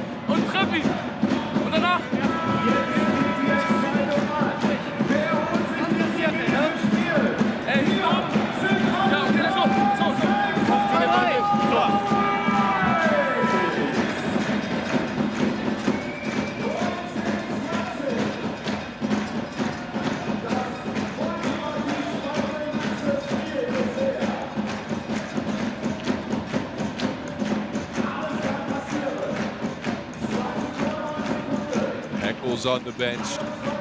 SparkassenStars are looking for a 2. They got one of the most lethal shooters in the tournaments in Geske on the squad. Ozono to Ose against their former squad. Geske is open, he pulls up, it's blocked. Big rejection by Hagen, flying in there. But it's out of bounds, and I believe it'll be Bochum ball. How did Hagen get to that shot from Geske?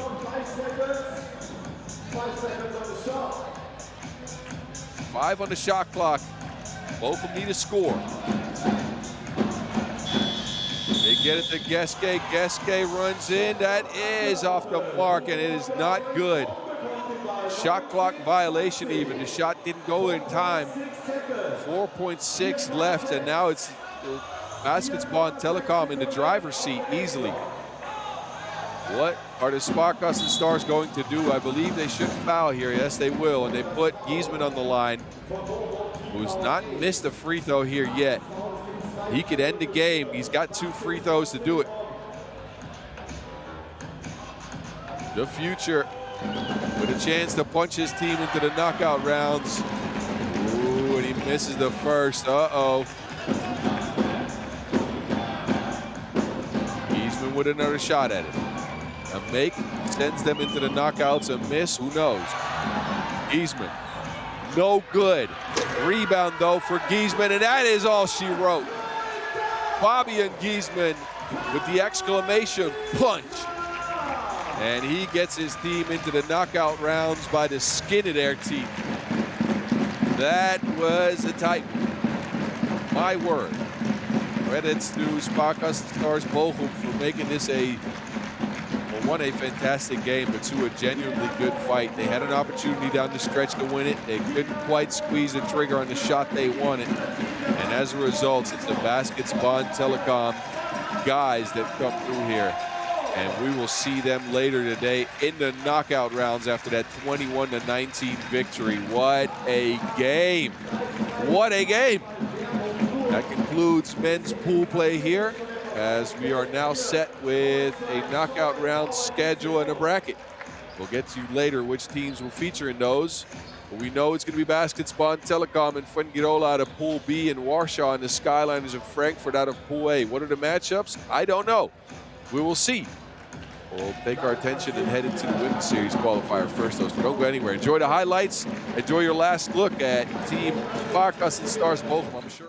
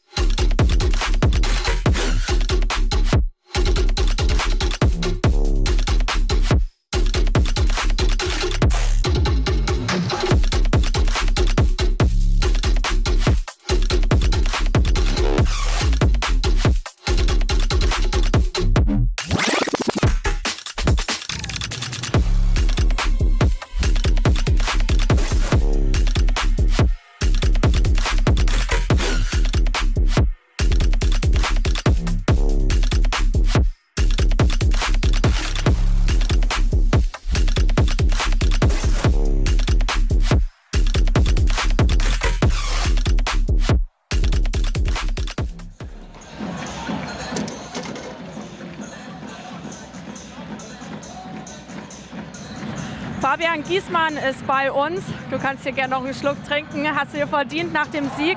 Eines der größten deutschen 3x3-Talente. Ich glaube, wir haben gesehen, warum. So kann man mal ein Game closen.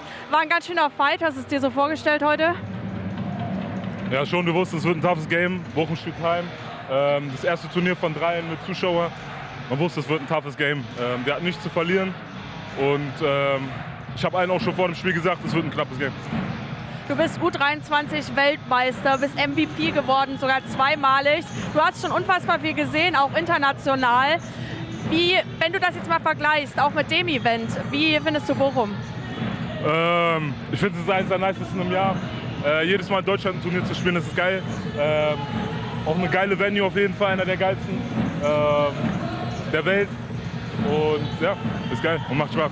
Was sind so deine persönlichen Ziele noch? Wo würdest du gerne noch die Bucketlist abhaken?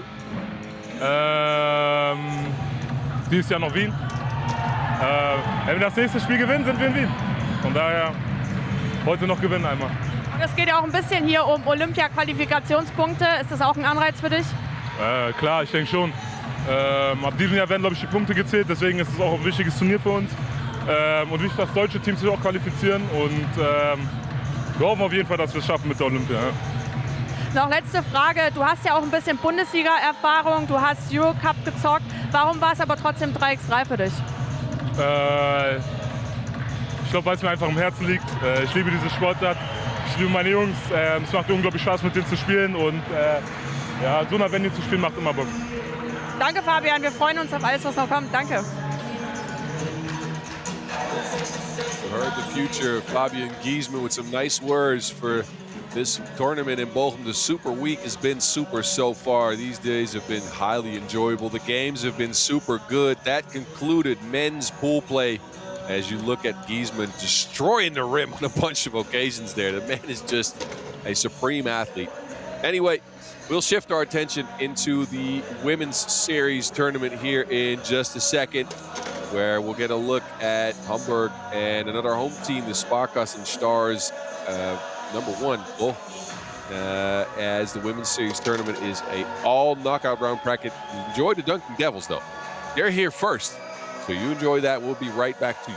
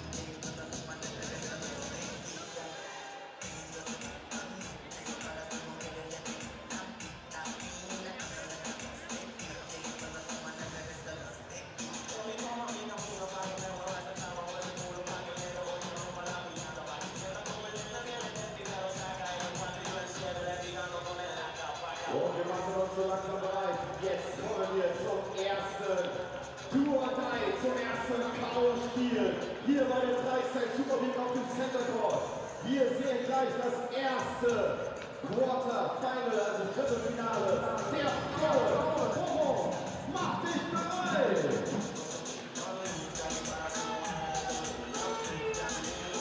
We are ready to keep going here from Bochum. The 3x3 Super Week continues with the Women's Series qualifier. All local teams, as right when they opened up the enrollment, it was full. Everybody signed up and there was no more spots for any international teams, so it'll be all German teams in this one. And it is all knockout rounds to start. No pool play, just sheer knockouts. We will see Hamburg and the SparkassenStars BO come out first. These are the knockout rounds. There's 2 games played so far. Bielefeld won their game against Essen. SparkassenStars 2 won their game against Köln. Now we'll see Hamburg meet up with SparkassenStars BO, and Göttingen and Hanover will meet up after this one as well. Of course, the semifinals coming in later today, and the final at the end of the day with a spot to the Women's Series event in Vienna on the line, as well as a prize bag of €1,000. So stick and stay here all day for all of the action here in Bochum with the women's. This is the best of the best in Germany. Here we come. We'll get to meet your teams first. This is Team Hamburg. Hamburg with Tonja Dölle, Luisa Nufer, Lily Kuppers, and Greta Krüger. Luisa Nufer winning the World University Games right here in Bochum last year, so she's familiar with this with the city. A member of the German national squad.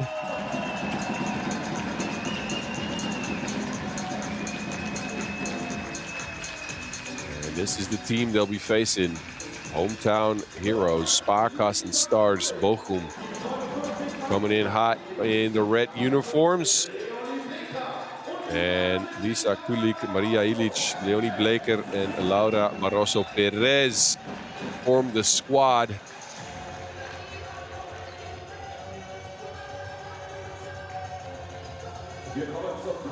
So, an unexperienced SparkassenStars Bochum against a Hamburg team with some experience. Again, Luisa Nufer on the Women's Series for Team Germany last year, played 3 stops.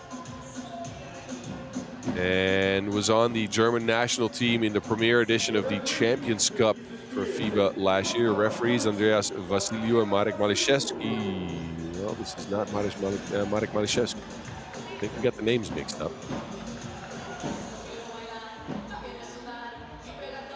Anyway, Hamburg, some more German youth talent. Doug Kröger also on the Nations League team. Luisa Nufer also on that under-23 Nations League squad in 2025. So they will be headlining Team Hamburg. And I wish I had some more info on these SparkassenStars. They are the local heroes. I have no idea.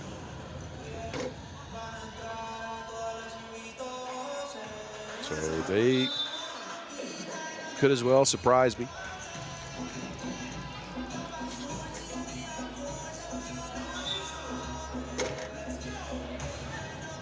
And we are ready to get going here from Bochum. This Women's Series qualifier, a dope ad. Given this tournament, this Super Week, all 3 3x3 disciplines, men's, wheelchairs, and women's. I like it so far. I think this is a very enjoyable event. Get me more of this, please. We are ready to get going here. And sprinting we are. Hometown heroes take the court first. Screening action. A kick out. No space for a shot. She opts for it anyways. Rebound out to Hamburg.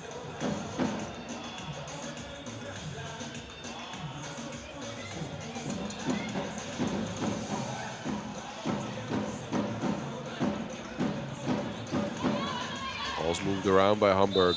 Nufer under the basket is fouled on the play.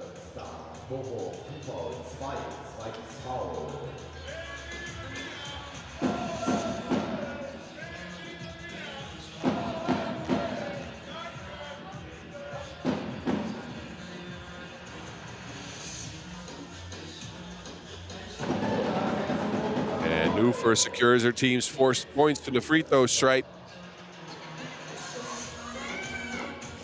Sidestep, 2-ball off the mark.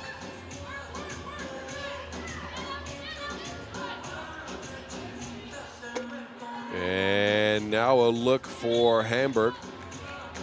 We're also off the mark. Coopers couldn't squeeze that one. So Kulik with a couple of misses.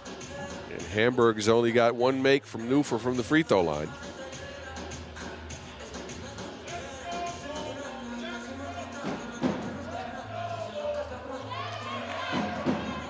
Kulik with the backdoor cut, nice diversion, and she gets her team on the board. Home crowd, of course, loving this team. They will be cheering for the SparkassenStars. 1-foot runner off the glass, no good. But it's finished up, and Hamburg is up 2-1.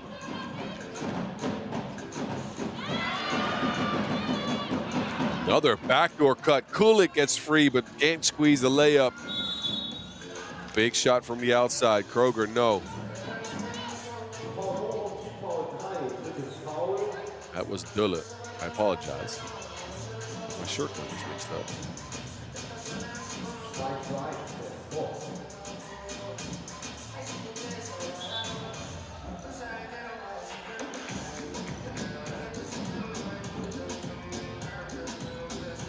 Referee's trying to stop the physicality. Both teams have been a little bit physical to start the game.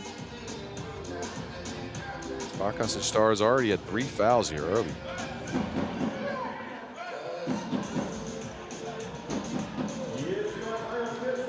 Scoop layup is good for Kroger.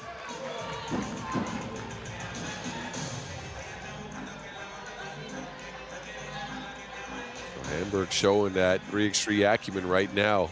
Off the ball screen, Kroger swoops right in for that layup.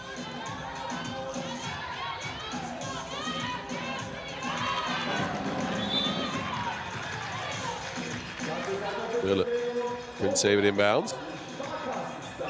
Hamburg holding on to that 2-point lead here early. And Bochum finds some offense is the question here. Go to high post play.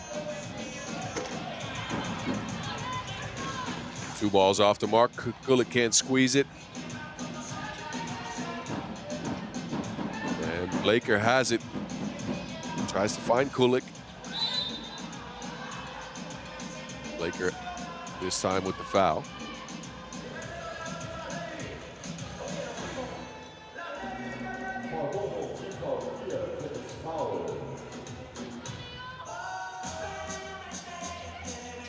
High post look here. Dulle. Flips it back. Coopers. Another easy layup for Hamburg. No one at the rim to guard that shot.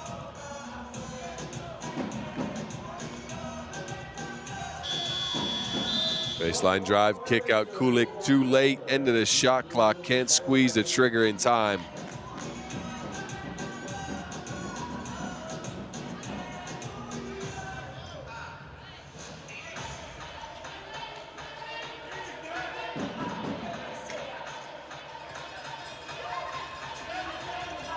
It's Nufer with the miss. SparkassenStars looking for some offense. Kulik might provide it. It is off the back iron, though.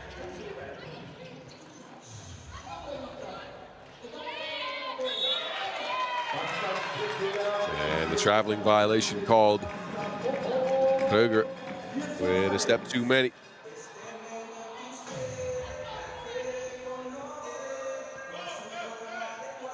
Yeah, uses the split step there. Drags the pivot foot out. Hamburg is holding on to that 3-point lead, though. Quick move there. And Bochum finally get another bucket. That one rolls out. 1 possession game as a result. Bochum on the attack. Step through, not there. Kulik is stifled by the Hamburg defense. Dulle. Easy work off the glass. And then a steal right away.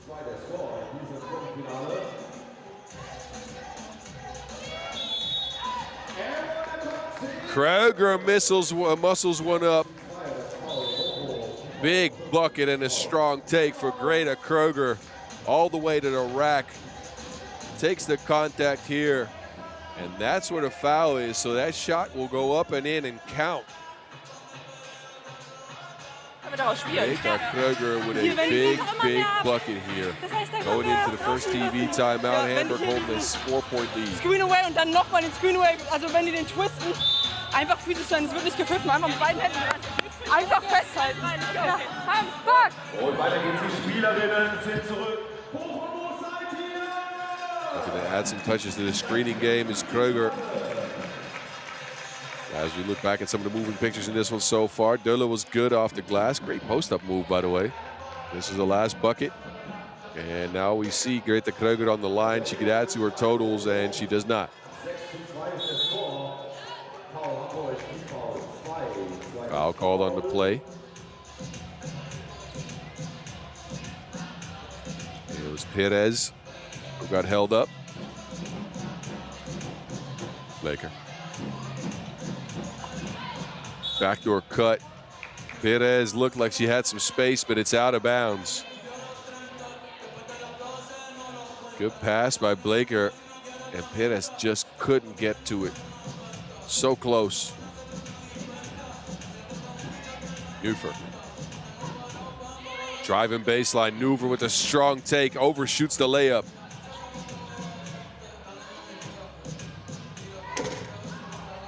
Big step back two ball, and it does not go. The SparkassenStars have been unlucky on these attempts.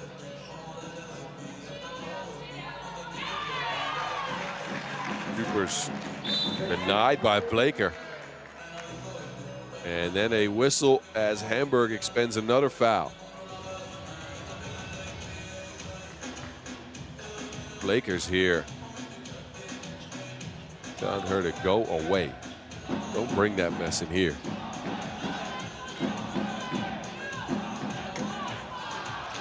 Kulik. Good take, but just not enough. And Kroger now with a bad miss under the basket. Gets it to her teammate though. Döller finishes it up.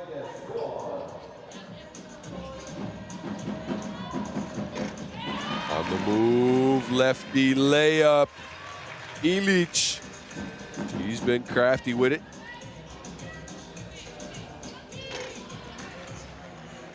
Turn around when I'm talking to you. Lily Coopers drains another bucket. A 5-point lead, Hamburg halfway through the game. Ilic with a big two ball. Much needed score for the SparkassenStars. Under the basket, it's Kroger, or actually no, Döller. Laker wants it. Poked out.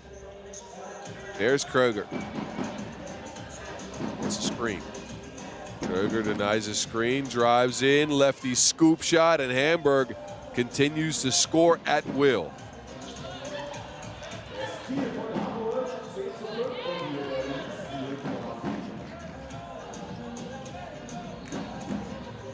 Ilic. Looks like she has some space for a shot. She kicks it. Blaker. Absolutely not. Coopers, she will get the score. Vivi Coopers with another bucket underneath the basket, and Ilic steps on the line. That is out of bounds.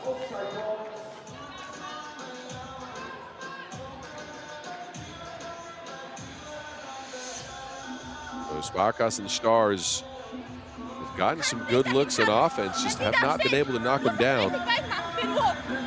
And now they turn the ball over as well, which is unfortunate, as they've not played a bad game. They've just given up 11 points here in 6 minutes. That is actually the good part. The bad part is they can't score. Look back at some of the happenings so far. Ilic come through with a bunch of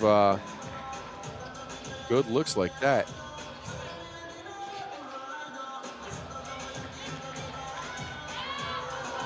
Laker. Quick look into Kulik. Kulik's second attempt's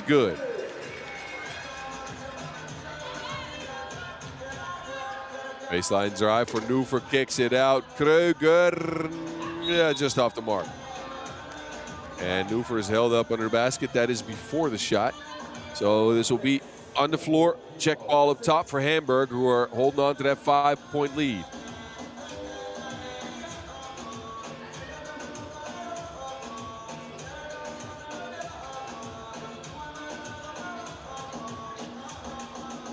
Down pass, Dulle. Attacking the smaller Kulik. Dulle held up. Kulik got a hand on that ball. It's out of bounds. 4 seconds left. 4 seconds, 4 Sekunden auf der Showdown. Hamburg bekommt noch die Ball. 11:6 der Score.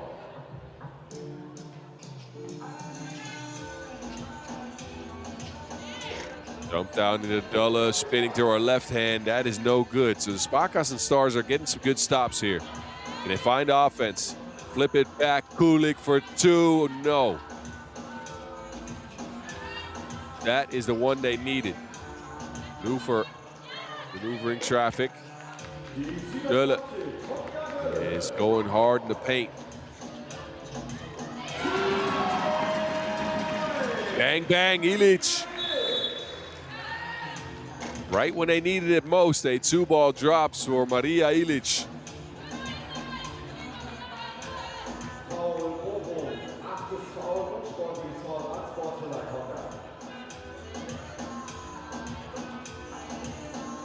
Look at this deep range. Ilic gets her team to within 4 points.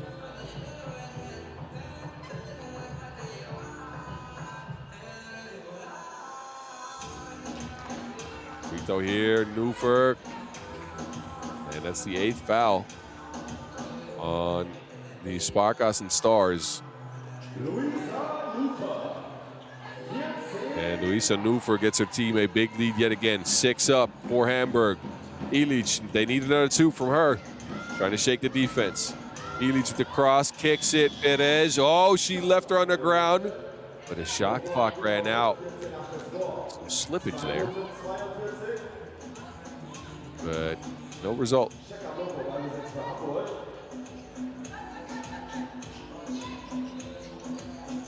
Hamburg worked the ball around. Down into Dulle, who's been very good from the post.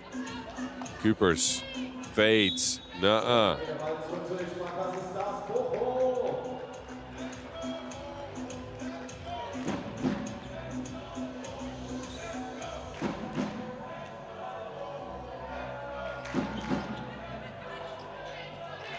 You can hear the crowd chanting, "Let's go, Bochum, let's go." They need it as Kulik misses the runner. This is win or go home. It's a knockout rounds right off the bat. The winner here will move into the semifinals. Hamburg is looking primed to do it. Auf dem Scoreboard in diesem spannenden Viertelfinale. 2 Minuten und 9 Sekunden oder 21. 9 seconds, 10 seconds left on the shot clock. Nufer with the post up.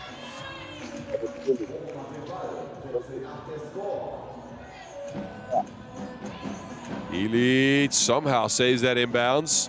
Tries to cross. Oh, Ilic with the step back. That was a clean look. But no result.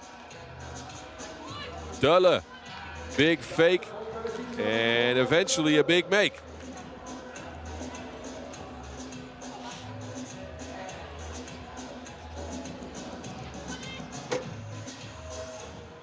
Kulik, no.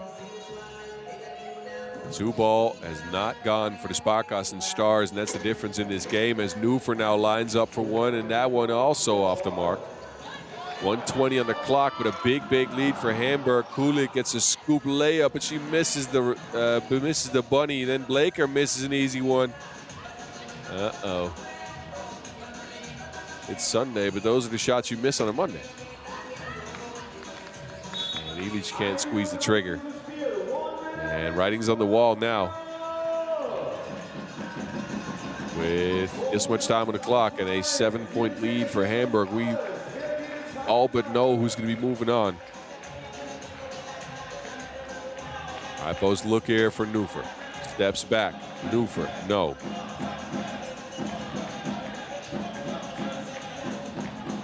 Kulik into traffic.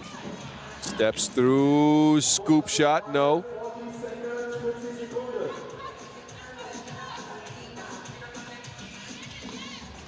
Float game.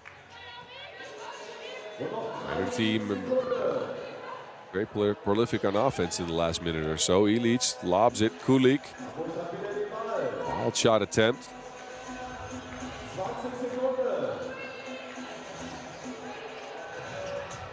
Coopers with the left-hand scoop off the mark. Neufer, floaty, yes.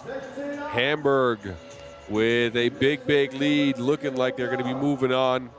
Well, we could be assured now. Ilic, good move actually. Not enough, and that is all she wrote. It's Hamburg who take it over the hometown SparkassenStars Bochum in a 16-8 victory. They got the most consistent offense in the game. SparkassenStars couldn't get the 2-ball going. That proved to be the difference in the game. And that is all she wrote for the SparkassenStars, both home teams in this women's series qualifier out after the quarterfinals. And Hamburg moves on to face whoever wins the next game. Göttingen, Hannover, that's on deck in just a few minutes. Enjoy the moving pictures from this game. Don't go anywhere. The next game is on deck in a few.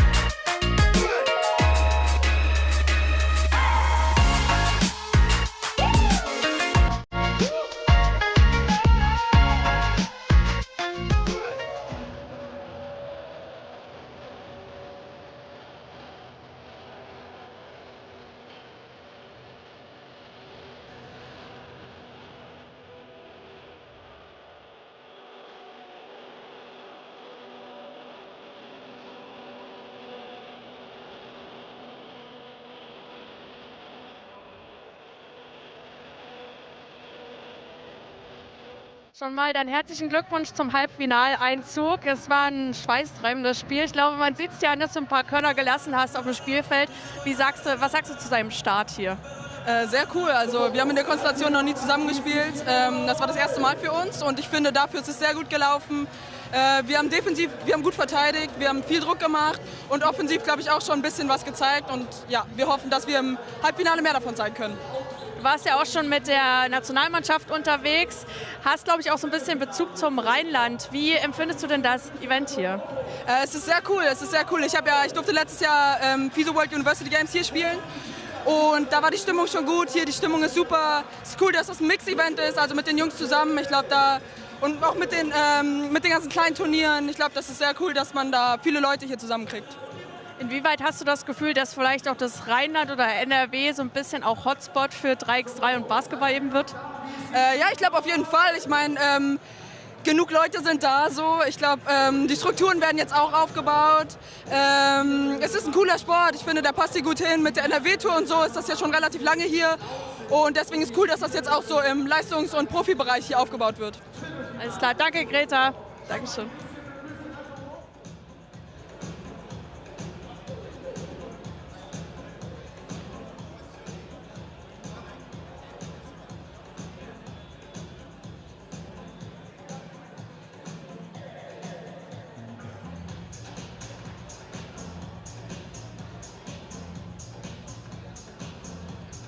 Jetzt geht es los. Hier kommt das Team aus Göttingen.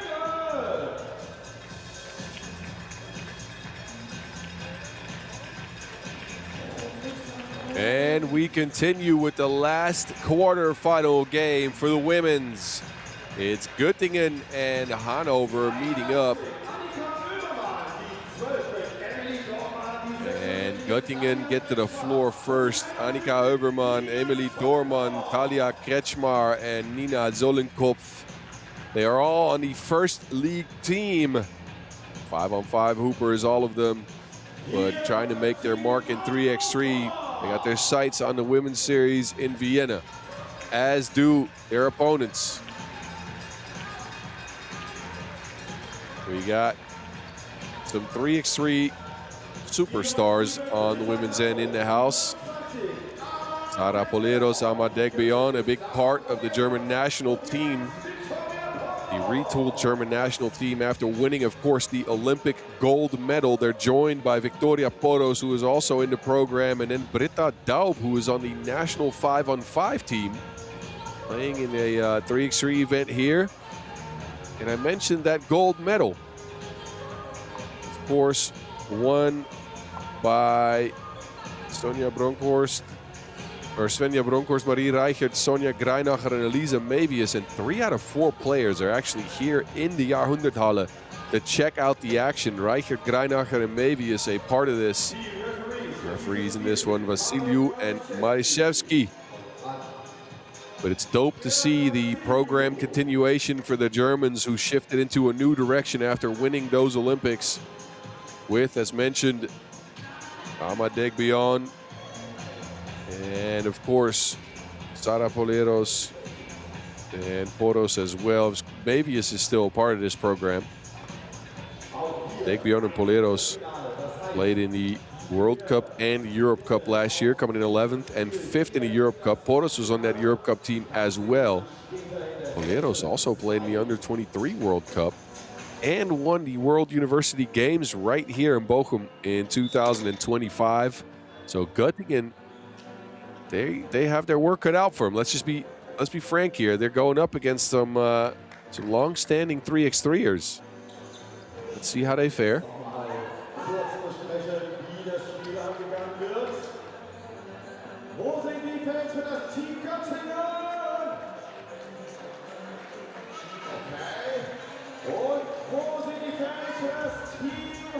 House for Amadek Bion as usual. This is the squad to beat here, let's be frank.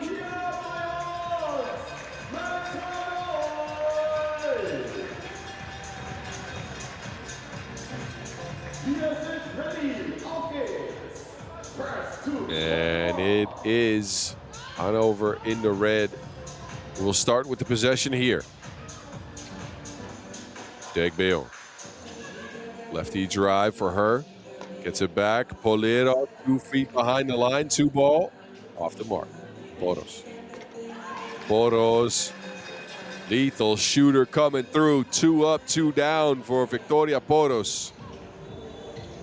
Actually, never mind. Foot on the line. That's a 1. See, I got all excited. Poros out to Poleros. Poleros with a drive. Too quick to keep up with. She is fouled on her way to the rack and will go to the free throw stripe. Sara Poleros, one of the most prolific rebounders in all of 3x3. Very good offensive rebounder as well. And here, with a strong attack.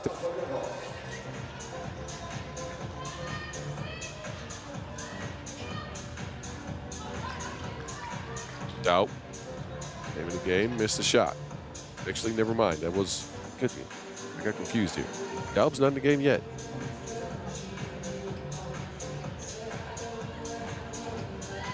Göttingen in offense now.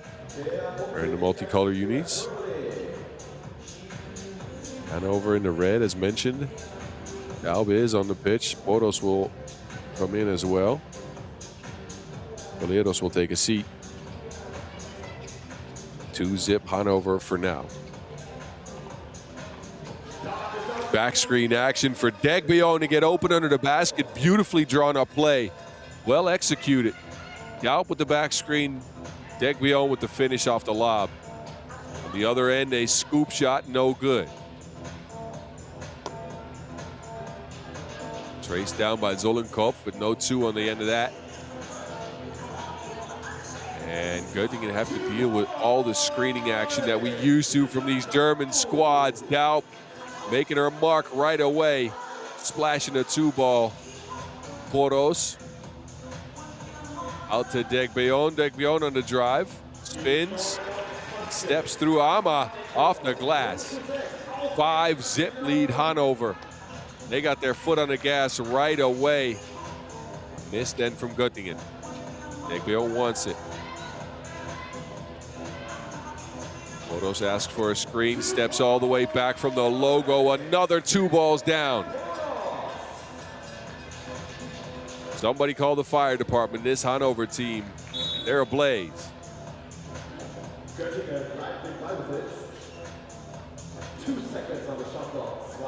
Britta Daup making her presence felt right away. Ama Degbion, the long-standing 3x3er, going straight at the rack, and Poros is pouring in as well. Who can stop this Hannover squad if they're performing like this? Göttingen so far have been unable in 2 minutes and 13 seconds of game time.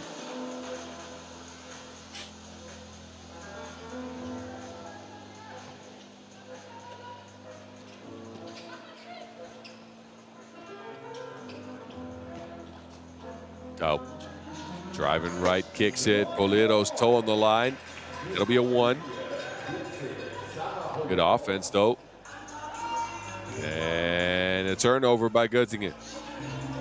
Weren't able to keep up with the crisp offense here as Poros again from range. How? She is gunning right now.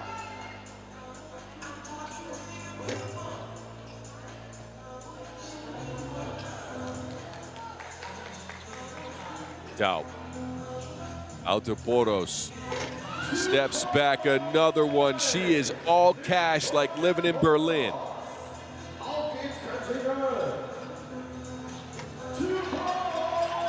Bolero's at it as well. This is just an incredible display by Hannover. We are at the first TV time out there at 15 points. They are destroying right now. I can't even find a word for it. Just wow. Every shot is open, every shot goes, and Poros has been special in this one. Oh my goodness.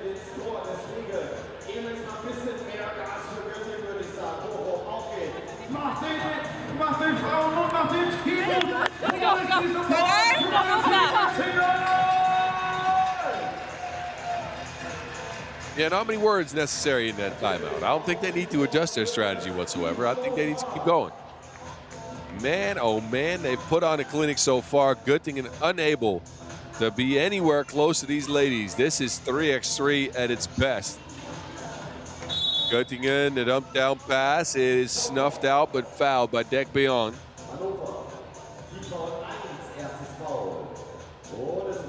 Free throws coming up for Dalia Kretschmar. And a potential first point here for Göttingen. They're heavily outmatched. They get a bucket. Degbion. Daup was open on the backdoor cut, couldn't get it to her. Degbion, 4 on the shot clock, has to take a drive. Degbion into the paint, off the mark.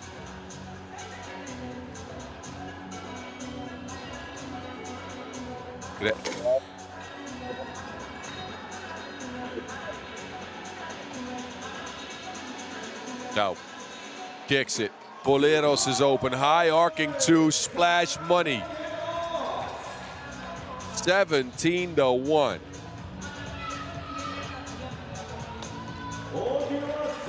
Kretschmar does something back.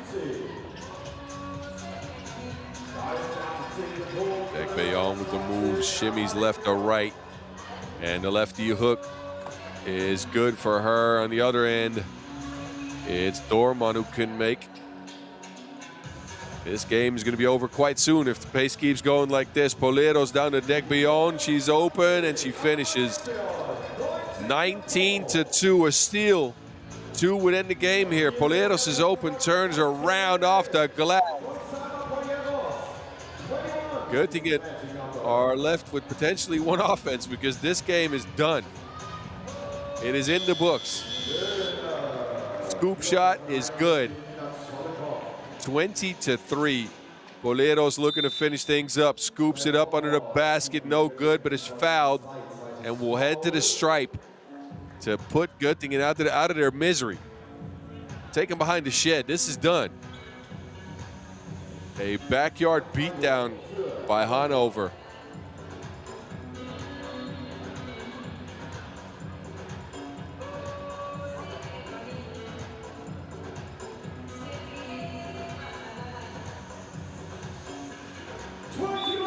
Poleros, and that is all she wrote. A clinic in 3x3 action and movement from Hanover over Göttingen. The German ladies, I say German national team ladies probably. The German national team ladies come through with a very decisive victory. They have looked supreme so far in this tournament, and they will continue their play into the semifinals. A round of applause from the crowd, well deserved, because that game was wow. Wow, no words for it. You enjoy the moving pictures after that 21-3 beatdown from Hanover over Göttingen.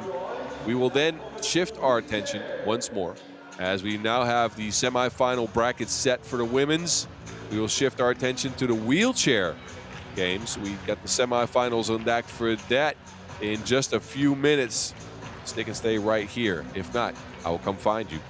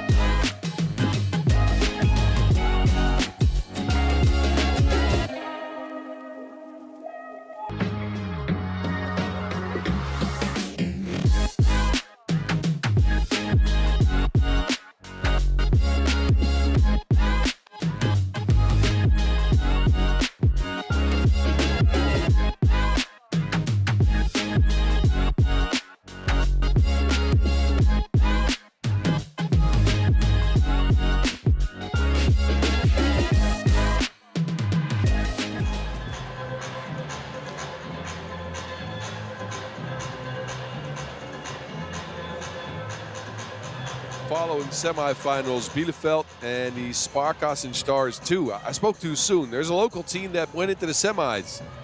And Hamburg and Hanover, they will meet up in the semifinals as well here. So, ich bin froh, dass wir hier eine Siegerin haben. Sarah, erstmal herzlichen Glückwunsch. Ihr wurdet als gnadenlos betitelt. Das war somit das deutlichste Spiel der Super Week. Was sagst du? Ich glaube, wir sind einfach gut reingekommen, haben die Sachen umgesetzt, die wir wollten. Vor allen Dingen defensiv haben wir Druck gemacht und sind dann gut in die Transitions reingekommen und haben unsere Würfe natürlich getroffen. Das macht ein Spiel dann natürlich auch viel einfacher und haben es dann gut zu Ende gebracht. Wie viel Zeit für Training hattet ihr jetzt so in der Runde für dieses Event? Ja, in der Konstellation haben wir gar nicht trainiert, kein einziges Mal. Amma und Britta hatten gestern noch ein Spiel jeweils und sonst Amma, Vicky, wir waren alle die Woche immer mal wieder hier, aber so in der Konstellation haben wir noch gar nicht trainiert jetzt dieses Jahr. Okay, Wahnsinn. Na, dann kann ja noch ein bisschen was kommen. Wir freuen uns auf jeden Fall. Herzlichen Glückwunsch nochmal und weiter so.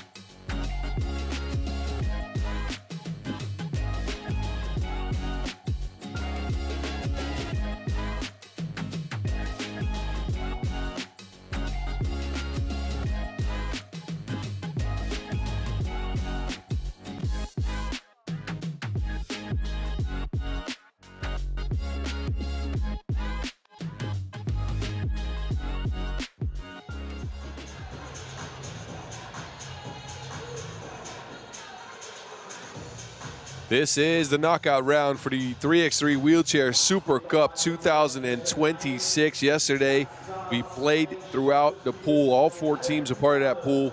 They determined the seeding for the brackets you see right in front of your face. The Köln 99ers and Asphalt Bonn meet up, and the Kieler Wheelers and the Hot Rolling Bears out of Essen meet up for a spot in the final and a chance at the €1,000 prize pot here in Bochum, Germany, as part of the 3x3 Super Week, as mentioned.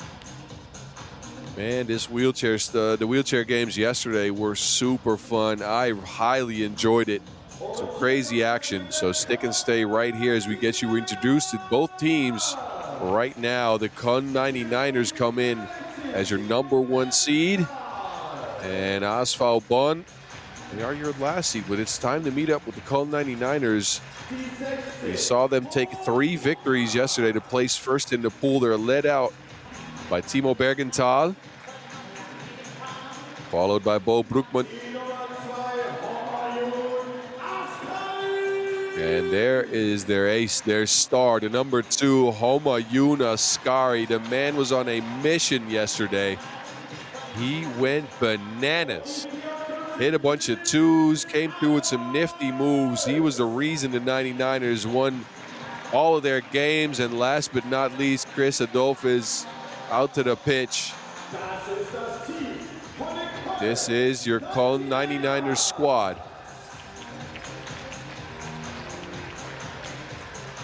Without a loss so far, how will they continue their action here is the question. And can somebody stop that man? Askari was special yesterday. Can he repeat that performance today? They'll face off with a team that when they played yesterday, they beat quite handily.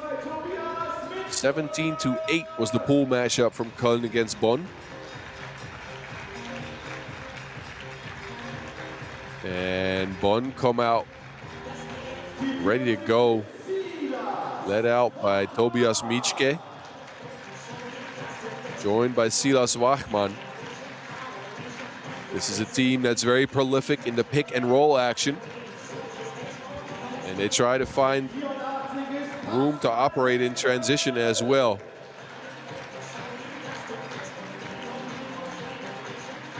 Pascal Henkel, the #84, out. He is going to have to do some work under the basket for them to be able to get a win. And last but not least, Uwe Kögler, 61-year-old, oldest player in the tournament, makes it to the court last. He's the one setting out the lines. He's the one trying to pass to his teammates. And this is your Asphalt Bonn.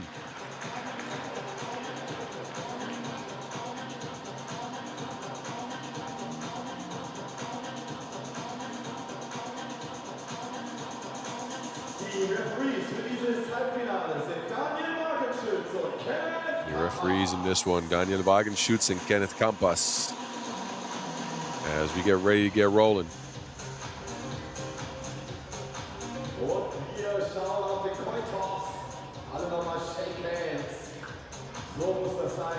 Players shake hands one more time. They will have that matchup from yesterday fresh in their minds.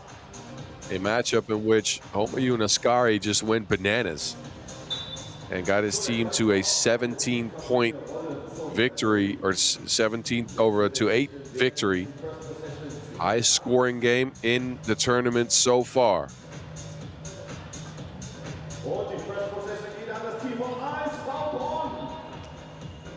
The crowd still very much in this game here in Jahrhunderthalle. They stuck around for all the wheelchair games yesterday, which was great to see. Players are ready. We are ready. And it's time to get sprinting.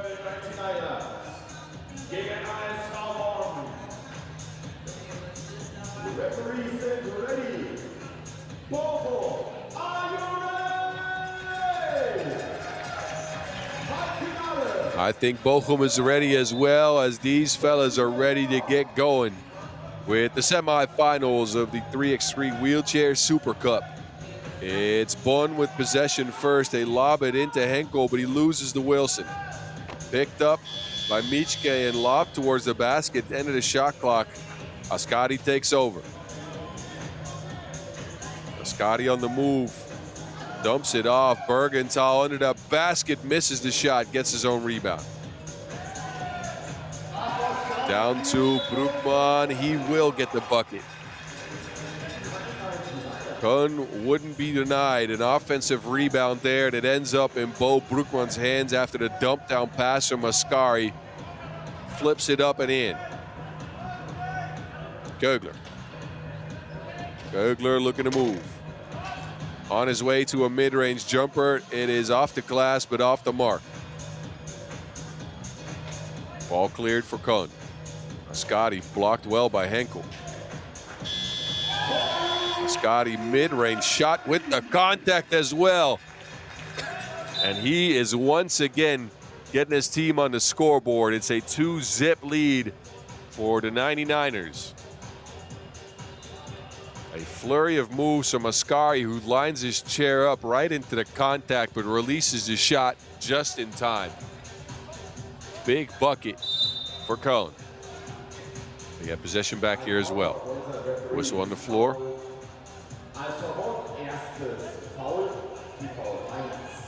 That is the first foul on ASV Bonn.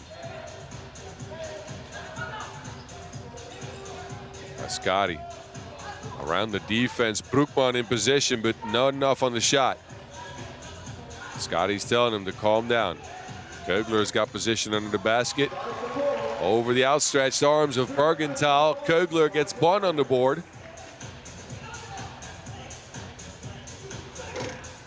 Two ball up for Ascari. Saw him hit a couple of those yesterday. He takes them confidently.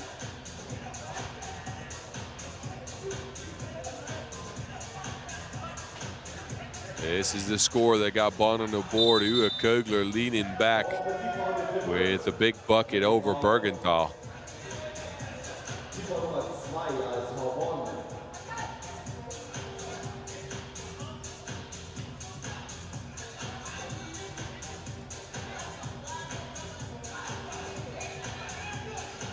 Pick and roll action here. Bergenthal blocked by Henkel. Tries to lob it into Ascari. Quick shot, end of the shot clock. It is off the mark. As we've seen a couple times before, he is right back on his wheels.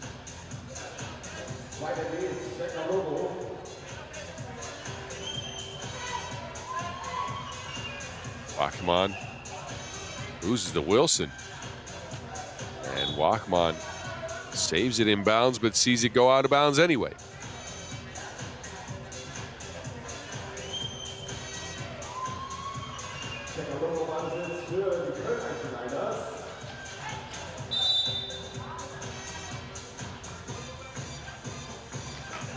Low scoring affair so far. Not been the explosive matchup we saw yesterday. 2-1 after 2 minutes of action. Scotty on the move. Looking to put the moves on everybody. Gets to the rack, takes the bump. No bucket, but he'll get to take his talents to the free throw stripe. Homer Jung with the speed once again is blocked by Henkel. And we'll get a free look, and you can see he wanted to make that shot as well.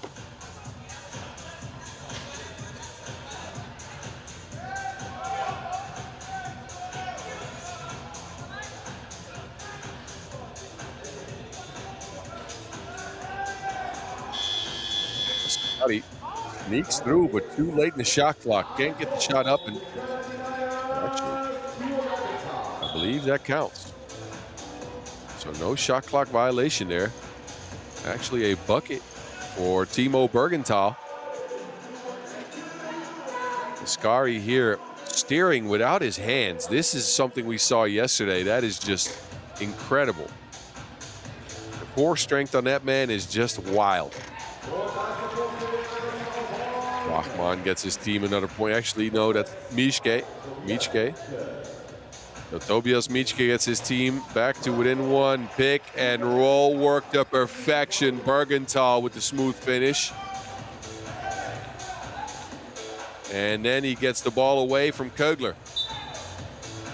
Oh, but Ascari, it's out of bounds.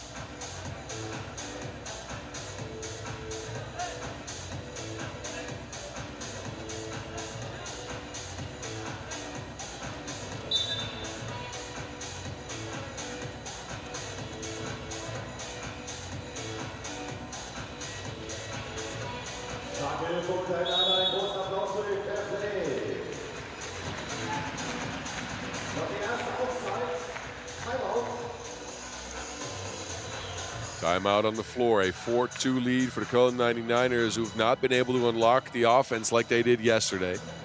Credits to ASV Bonn, coming in with a solid game plan. Bleib dabei oder rede. Ne, ganz banal. Wenn ich Pick ansage, spiel ihn bitte oder geh wirklich da vorbei. Du kannst nicht unten warten. Ne? Komm ruhig hoch. Ich glaube, das ist ja besser als 1 gegen 1 gegen Timo, ne? Und die Auszeit ist vorbei. Noch ein Handshake von You heard Julian Kögler, the Nestor of the squad, setting out the lines. I would probably guess it's his game plan that's got his team to this point so far.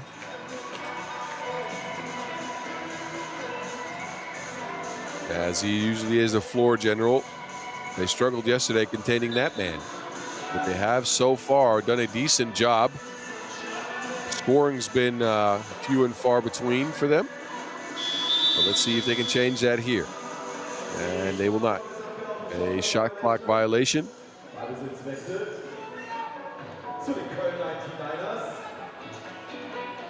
So Ascari takes over.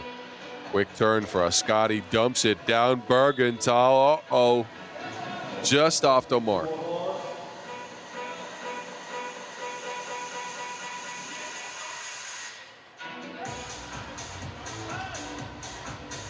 Kögler gets it back with a little bit of space. Midi jumper, nuh-uh.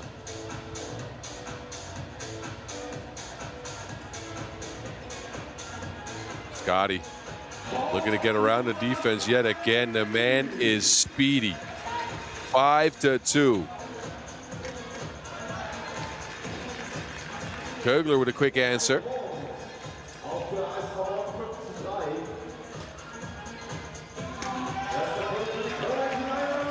Oh, well. 6-3 now. And a turnover on Bonn, who can't get it to Kögler. They've held up on defense. Their offense has been quite suspect, though. Have not been able to get free for many looks. Turned the ball over a bunch. Ascari blocked again. This time rolls into a 2 calmly, but can't get it to go down.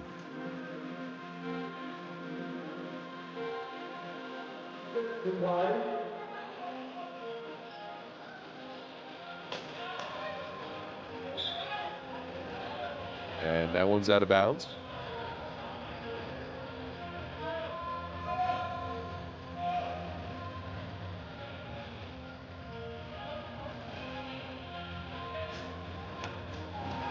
Kögler, he will try a mini. That one's good.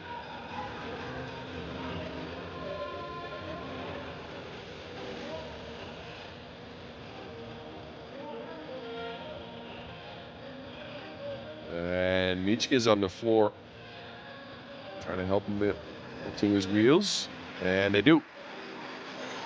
So a 6-4 game.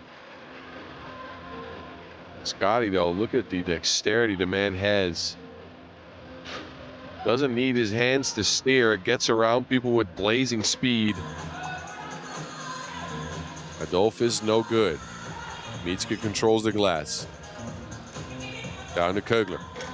Kögler lobs it. Henkel under the basket. No.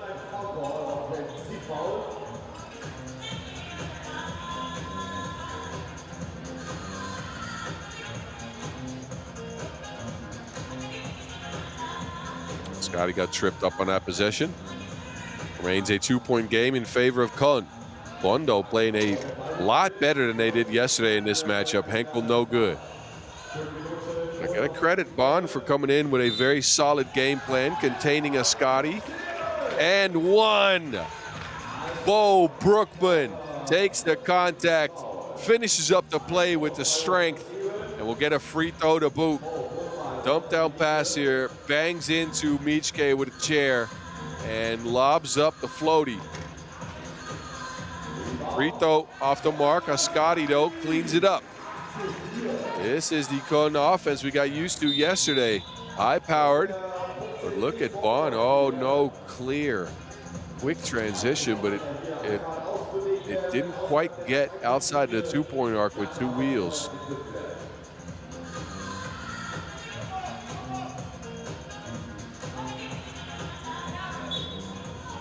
Adolphus loses it out of bounds.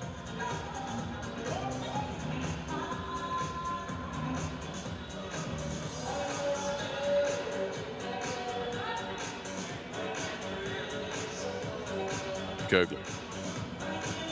Kögler looking to operate, putting on some moves, getting position, and it ends up with Brookman on the floor. The question is what the call is going to be here.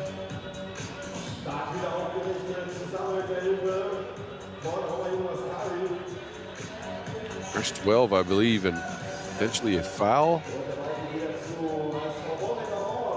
Quick kick down, Michke, offense right away, 8-5. Bonn trying to grasp a part of this game and get back into it. 8-5, Ascari, no. And that will sail out of bounds.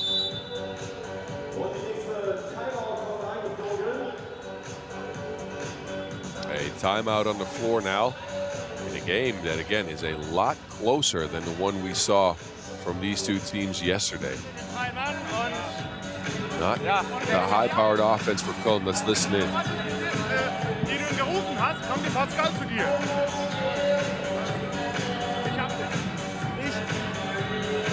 Und sofort in der Defense orientieren, wer hat wen, ne? Ich verstehe gerade nicht, wo du bist gerade auf einmal darüber gefahren, aber wäre Tobi für dich da gewesen, ne? Here, Timo Bergenthal telling his troops what to do. They are holding on to a slim lead here, going into the final stretch of the game. Kögler has been good under the basket for ASV Bonn, as well as for mid-range.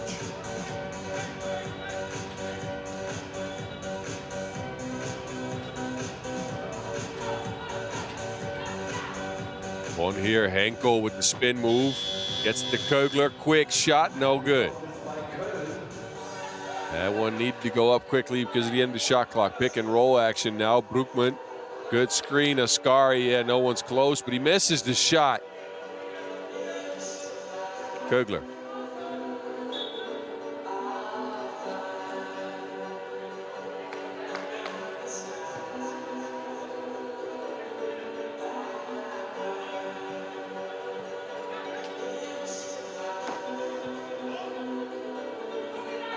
Shot no good. 3:50 on the clock. Neither team getting a lot of scoring opportunities, although Ascari here with the scoop shot. He's not been as secure as he was yesterday. Flips it. Michke, big bucket for Bonn. 8-6. That was a much needed score. And no clear as Ascari didn't get two wheels outside the two-point arc on that one. Quick flip down though. Quick transition offense by Bonn to get Michke look. He delivers under the basket. Timeout now. Let's listen in.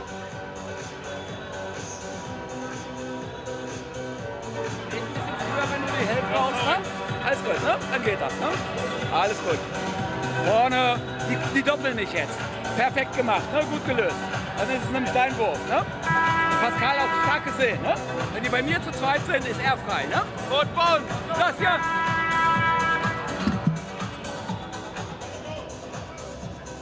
Kögler giving his troops the last instructions. They are way in this game. It's better than yesterday, that's for sure. Question now becomes, can they try to see if they can get some offense late? They need a score here. That would help a lot. Kögler stuck, 6 on the shot clock. And a traveling violation as he pushed off more than twice without dribbling the ball. So Bonn cough it up. Köln will be in possession here and a chance to add to their lead.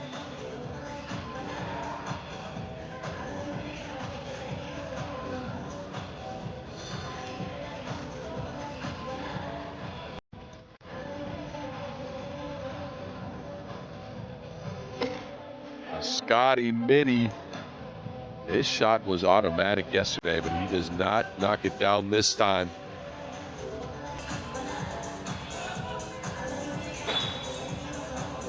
Each down on the floor, looking at the referee. A lot of physical contact in this game so far.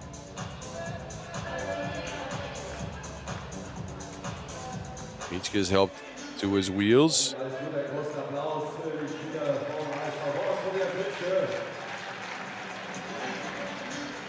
And a round of applause from the crowd as Bonn will take over the offense here. Mietschke will take a seat. Wachmann back in the game. Kögler looking to operate. Can't shake Bergenthal.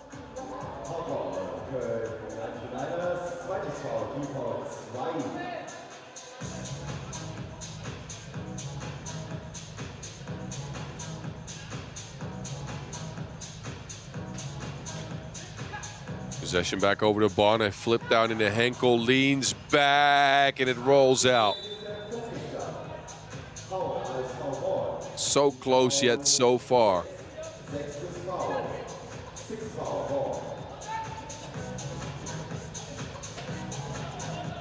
Scotty turns the corner, stuck on the baseline, dumps it off. Bergenthal, midi, Noah. Scotty cleans it up under the basket.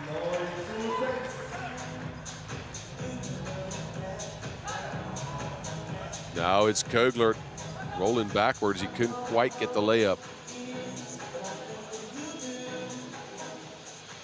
Bergenthal to a Scotty, a one-hand jumper, middle of the paint. Köln holding on to a three-point lead here going into the last 2 minutes of action. Kögler.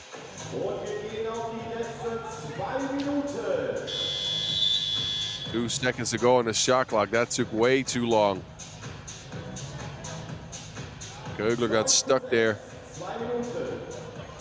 And a shot clock violation will get Köln the new possession.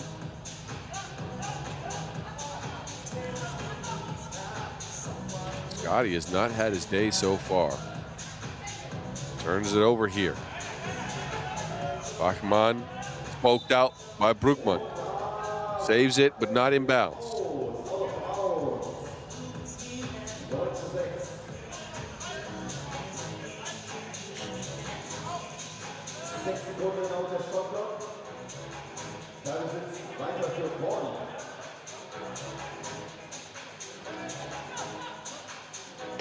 Another possession for Bonn. A long-range look for Henkel. He drains it. Big shot. 9-8. Your 4th seed meeting up with your 1st seed, but it doesn't matter if you're shooting like Philip Henkel. Pascal Henkel, I apologize. I read that name wrong. Anyway, Scotty lines up a midi. It rolls out. Henkel's got it. Minute 30 on the clock. Bonn need a score to tie things. Out of bounds. Kögler turns it over.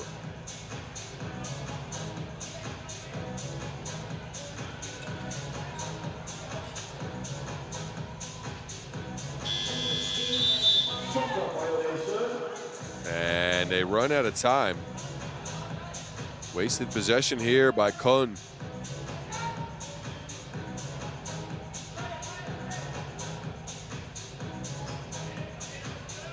So Bonn get another chance at it. 1:16 on the clock. Henkel looking to create, got stuck. Blocked well by Broekman. He gets free for one, leans and shoots it. No good. 60 ticks left in this semifinal matchup. Köln still holding on to that 1-point lead, and there's a foul. Bergenthal will head to the stripe.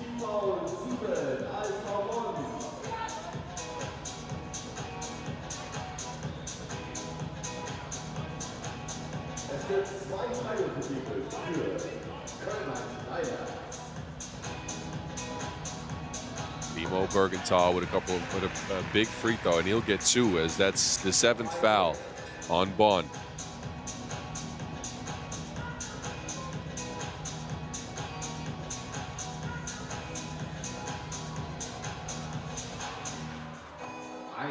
Second one off the mark. Leaves it a 1-possession game. It is out of bounds, however.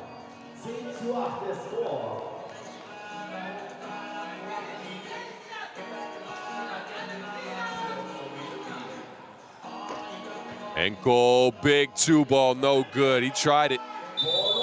Looking for the tie. No clear on that possession.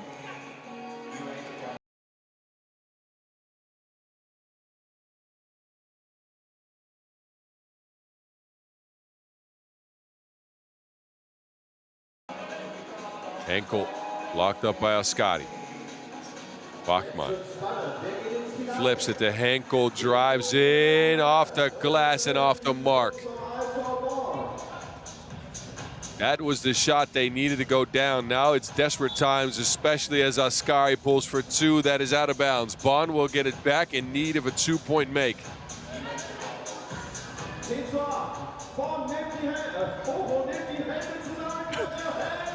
There's Kogler turning into potentially a 1. No good. Bachmann finishes it but can't squeeze the lay. And it looks like Bonn, well, they get one more look at it. Bad communication by Köln on the clear. Brookman couldn't get his hands on it, so 9.4 seconds. It's Bonn with possession, down 2. They need a big shot. Henkel, he hit one earlier, but he can't get it.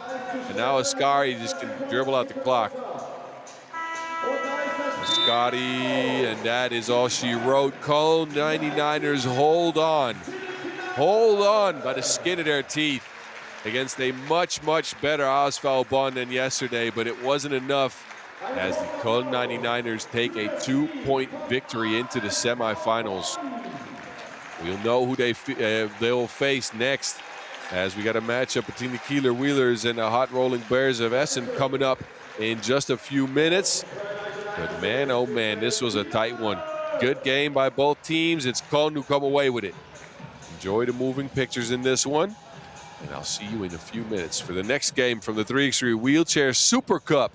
Kieler Wheelers and HRB Essen on deck.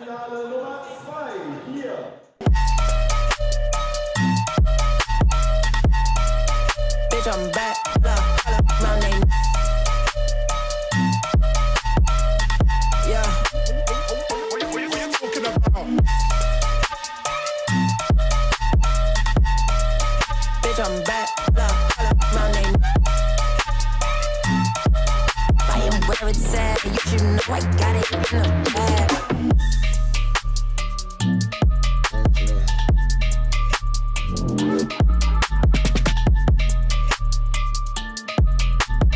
Ice around my neck, got me feeling. Bitch, I'm back. My name. Yeah. What are you talking about? Bitch, I'm back. My name.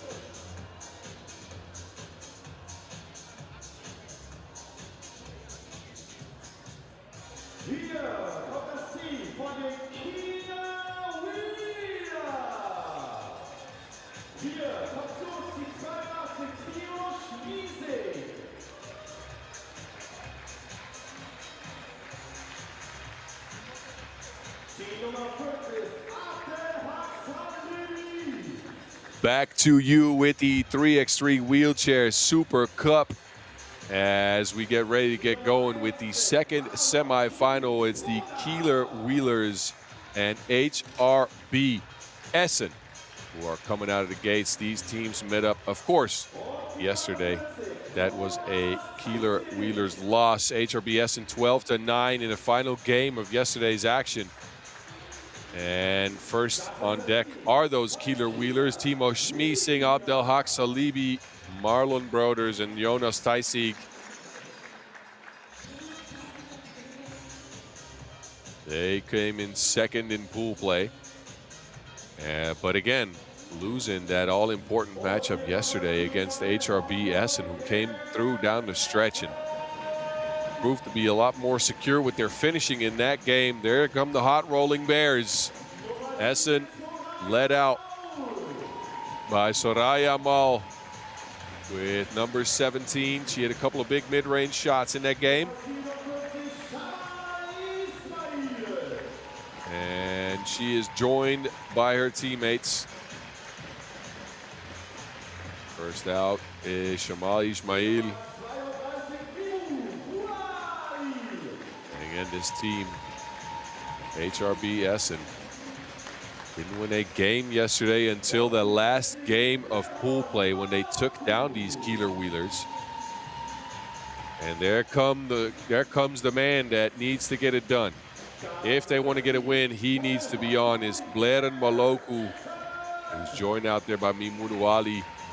Maloku showed the ability to go off on offense. We'll see if he can do it in this game. It'll be much needed in case if they want a victory against a stout, defensively minded Kieler Wheeler squad. 10 minutes are on deck. Your referees in this one, Kenneth Kampas and Daniel Wagenschutz. The last semifinals game of this wheelchair 3x3 Wheelchair Super Cup is on deck. The finals, of course, coming in way later today. But we will know who faces off in those finals with the Köln 99ers here in 10 minutes of game time.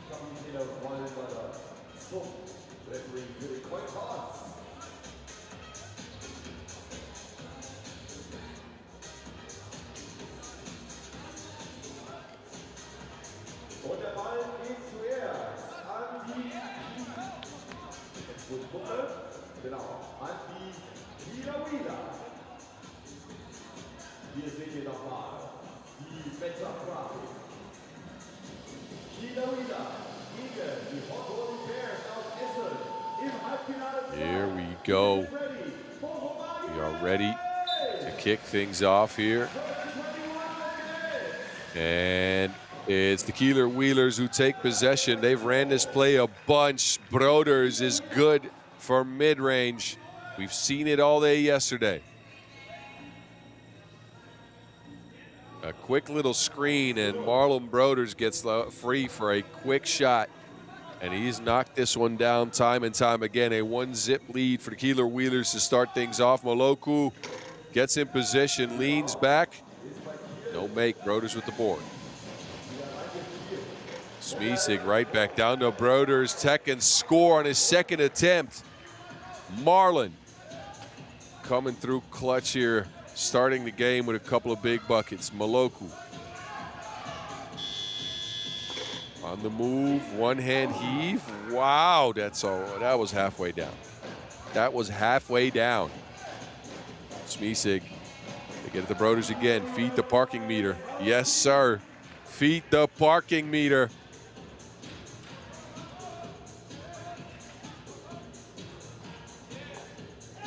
Moloku spins around the defense but gets the ball poked away.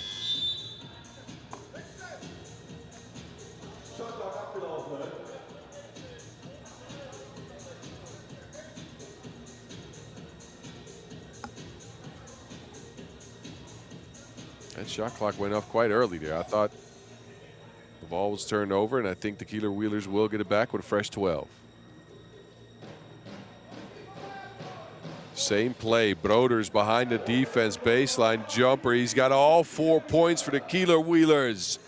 Marlon Broders is better than grandma's cookies in this one so far. Maloku, can he keep his team close? No, he cannot.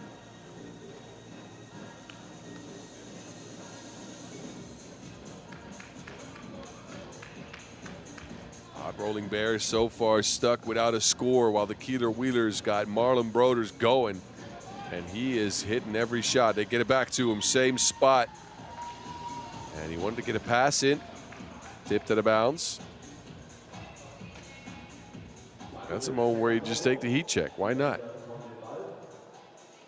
This play worked time and time again, and look at the results. Marlon Broders, every time he gets positioning, the man is automatic so far today.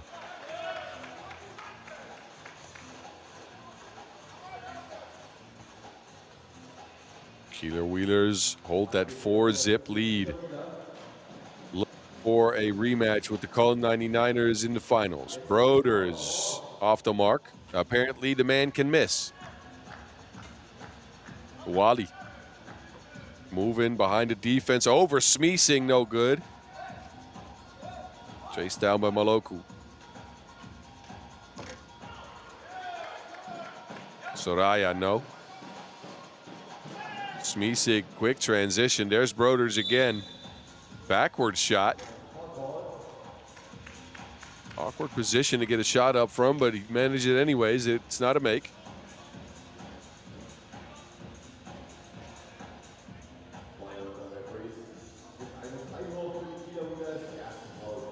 You can see here, spins backwards in the seat.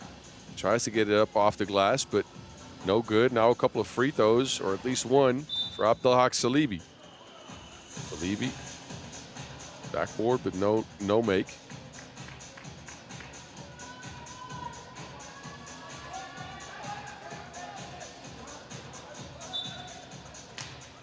Maloku, that one goes out of bounds. HRBS, and they need to wake up. Their offense has not been crisp so far. They've not gotten people in position to score. Again, they won this game yesterday, but I got to say, they got down in that game as well, and then they came back late. Wally, no.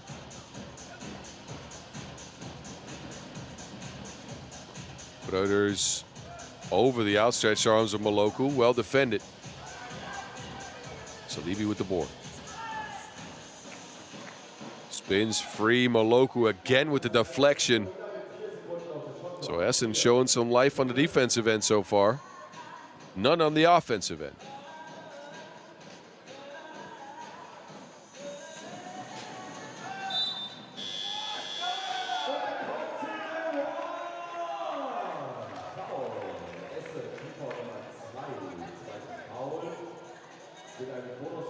Look at this.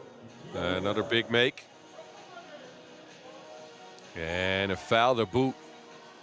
That same play again. Broders knocks it down this time and knocks into Freebie as well. He's got all points for his team.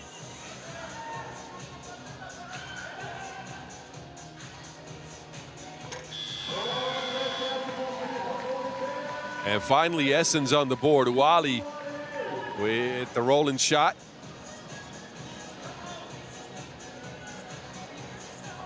Smeesig sneaks through on the baseline, but the shot is off the mark. 6-1 lead for the Keeler Wheelers. 3 minutes into this game. Maloku, he's got it at the top of the arc. Rolls into a midi, and Maloku finally waking up. 6-2. Cleared by Smeesig. Whips a pass, tries to get it to Broders, but Maloku takes over, and it's not cleared. Wally quick to pull the trigger on that one, but you gotta get outside of the 2-point arc first.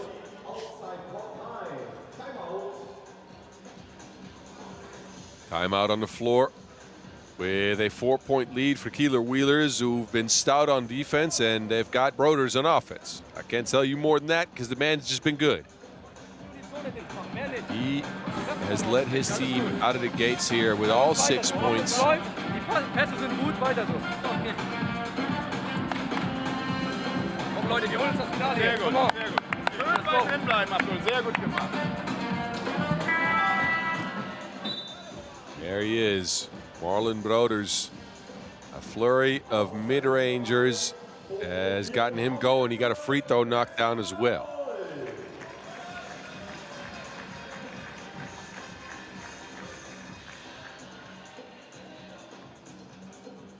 Wally from the stripe. And he gets his team back within 3 points.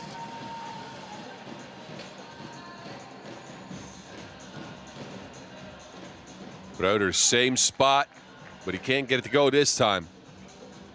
That is his favorite spot on the court, I can tell you that. He scored 5 of his 6 points from there, but now a miss. Wally goes in, midi pull up, nuh-uh. Salibi with the board.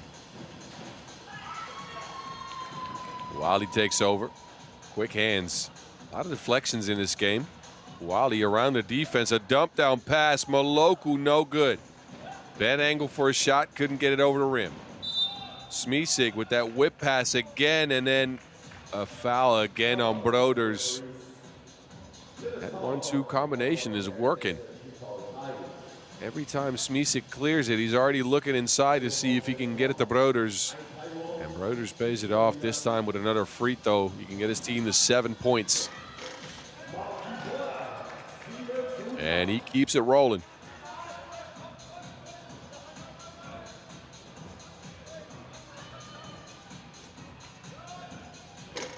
Wally, quick turn, midi no good. Here we go again, Smisig, quick transition. No room for that whip pass this time around, so he flips it. Broders got it on the move. Broders turns, flips it up.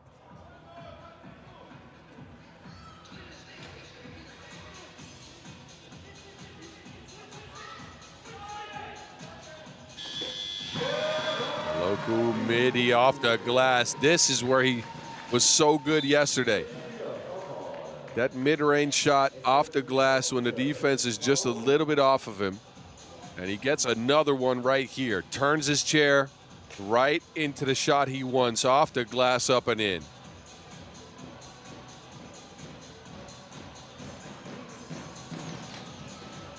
Broders knocked his first few down from there, but he's missed the last couple. 7-4 is the score in favor of the Kieler Wheelers. Wally looking to turn into some action here. Wally takes too long setting up the chair. Had to look, but didn't quite have the dexterity to get his chair set up for that shot. Broders. Now he's doubting himself. Never mind. Pure money. Good touch from Broders again.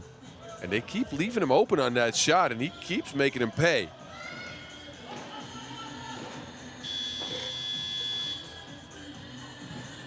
That one's off the mark. Smisig takes over.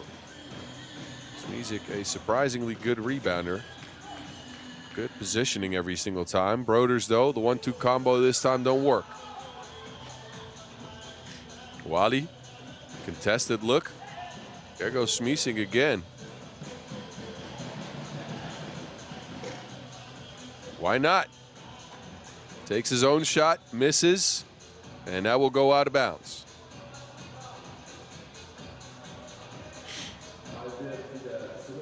This has been the offense for the Kieler Wheelers so far. Marlon Broders with a mid-range look from that right wing. Loku going backwards, difficult shot attempt. It is still good.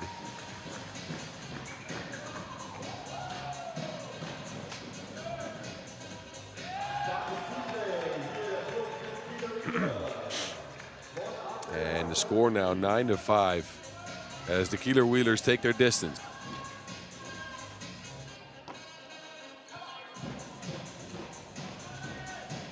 Wally Midi's not working so far.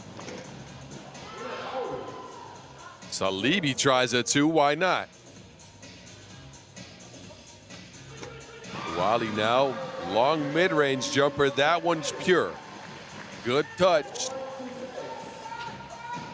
And he keeps his team close. The Hot Rolling Bears in pursuit here, but another quick score by Salibi. And that is a 4-point separation. Wally, punch for punch, no. Maloku cleans it up off the glass, leans with it. It remains a 3-point game. Under 3 minutes to go.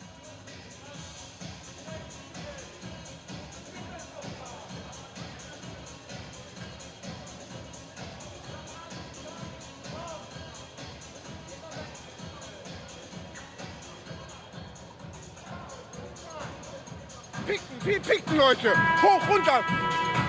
Komm weiter, Leute. 3 Minuten. 3 Points, das geht. Komm mal weiter. Wechsel, so Reihen. Komm mal. Zurück aufs Feld gerollt. Bochum, auf geht's. Make some noise. There we go. 2 minutes and 50 seconds to go before they know who's going on a date with the Köln 99ers in the finals. Broders contested. It does not matter. Marlon Broders. I believe he's got 8 out of his team's 11. Smeesing. Hounded by Wally. Smeesing. A whistle on the floor.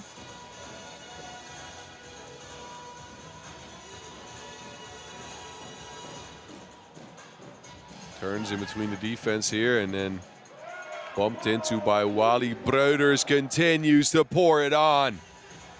That man is lava lamp hot. Undeniable Marlon Broders putting his team on his back. And then a 12-second violation on the other end.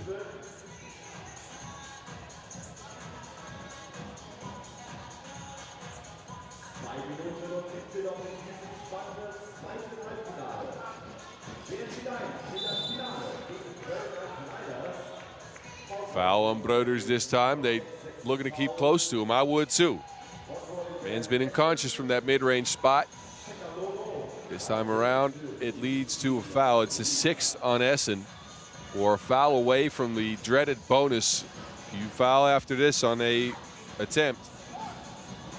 It'll be 2 free throws. Smeesing in position, can't get it.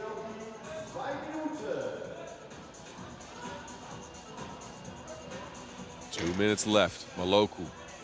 And you remember, HRB Essen won this matchup yesterday after a late flurry of scores. Smeesing turns it over.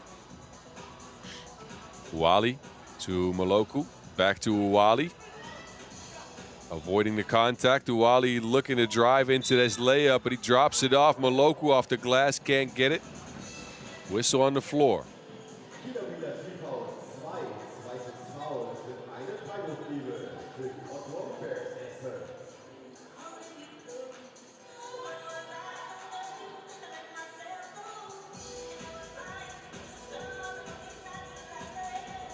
Maloku.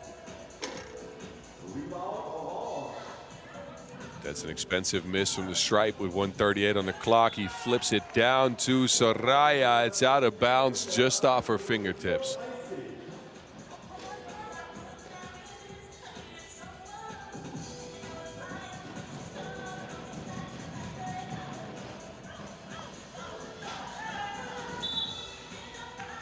Under the basket, there's Broders, and he's bothered to the point of a foul.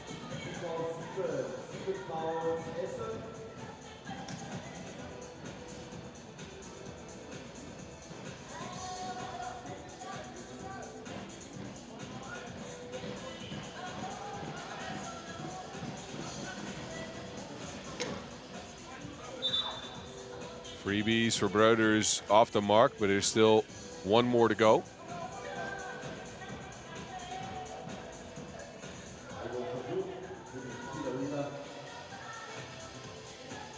Foul on the hot rolling Bears, so 2 free throws on defensive foul. Broders now this time secures it. A 6-point lead for Kieler Wheelers, and it looks like they are going to be heading to the finals. The battle for that €1,000 prize money. Maloku with a quick bucket underneath.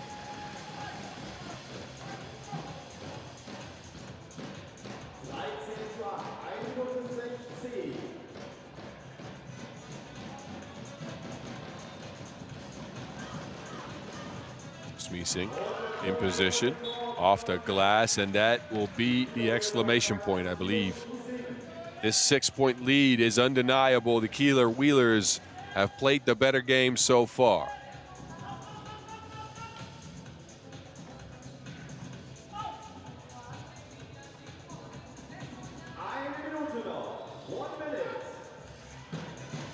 Salibi gets the Brothers.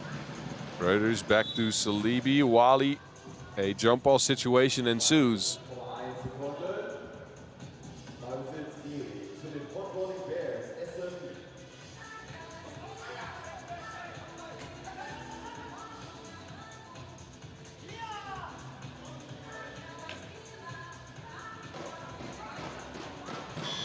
Wally. And that offense just took too long. A shot clock violation. No good for the hot rolling Bears, who've just not found their offense in this game. And it looks like it might be the end of the journey for them. This is Salibi with a big 2.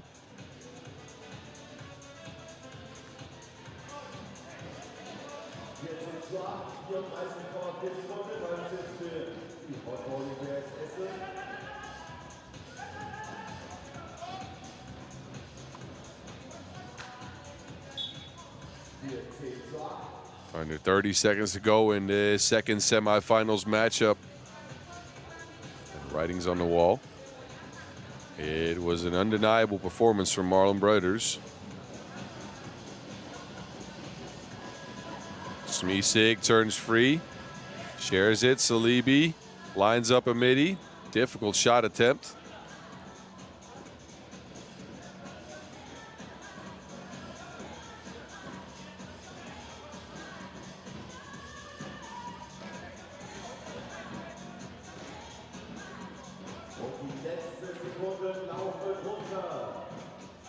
Maloku stuck here. Looking at that mid-range shot, but with 5 ticks on the clock, that is going to be all she wrote. Wally finishes it up, but it's the Kieler Wheelers who take this one.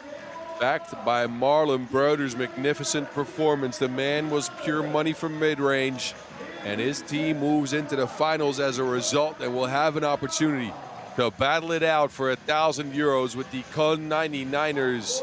That final slated to be played later today, of course, with all the final, just as all the finals of today's games. 5:40 local time is when this one will go, so stick and stay here for all of the action. You get to take a break, though, after this, because we have a short session break that is coming up next. See the score here, Kieler Wheelers 14-9. We will take a short break here, and we'll restart with the semifinals for the women's. That is on deck in 40 minutes.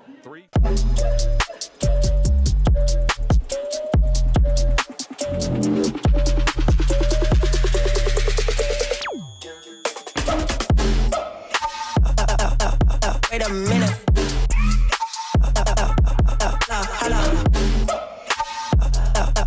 Wait a minute, where it's at, you should know I got it in the bag. Don't know how to act.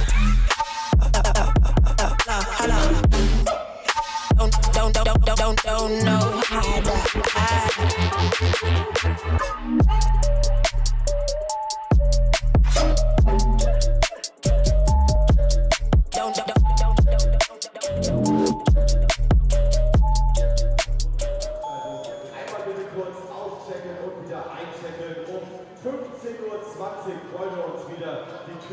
Für euch wieder aufzumachen. Vielen Dank, dass ihr bei uns gewesen seid hier bei der Session 1 am Finaltag. Hier am Sonntag in der wunderbaren Jahrhunderthalle Bochum. Ich sehe euch gleich wieder und dann wird es richtig spannend. Volle Tribüne, volles Haus bei den Finalspielen hier in der 3x3 Super Week. Dankeschön für euren Support. Bis gleich.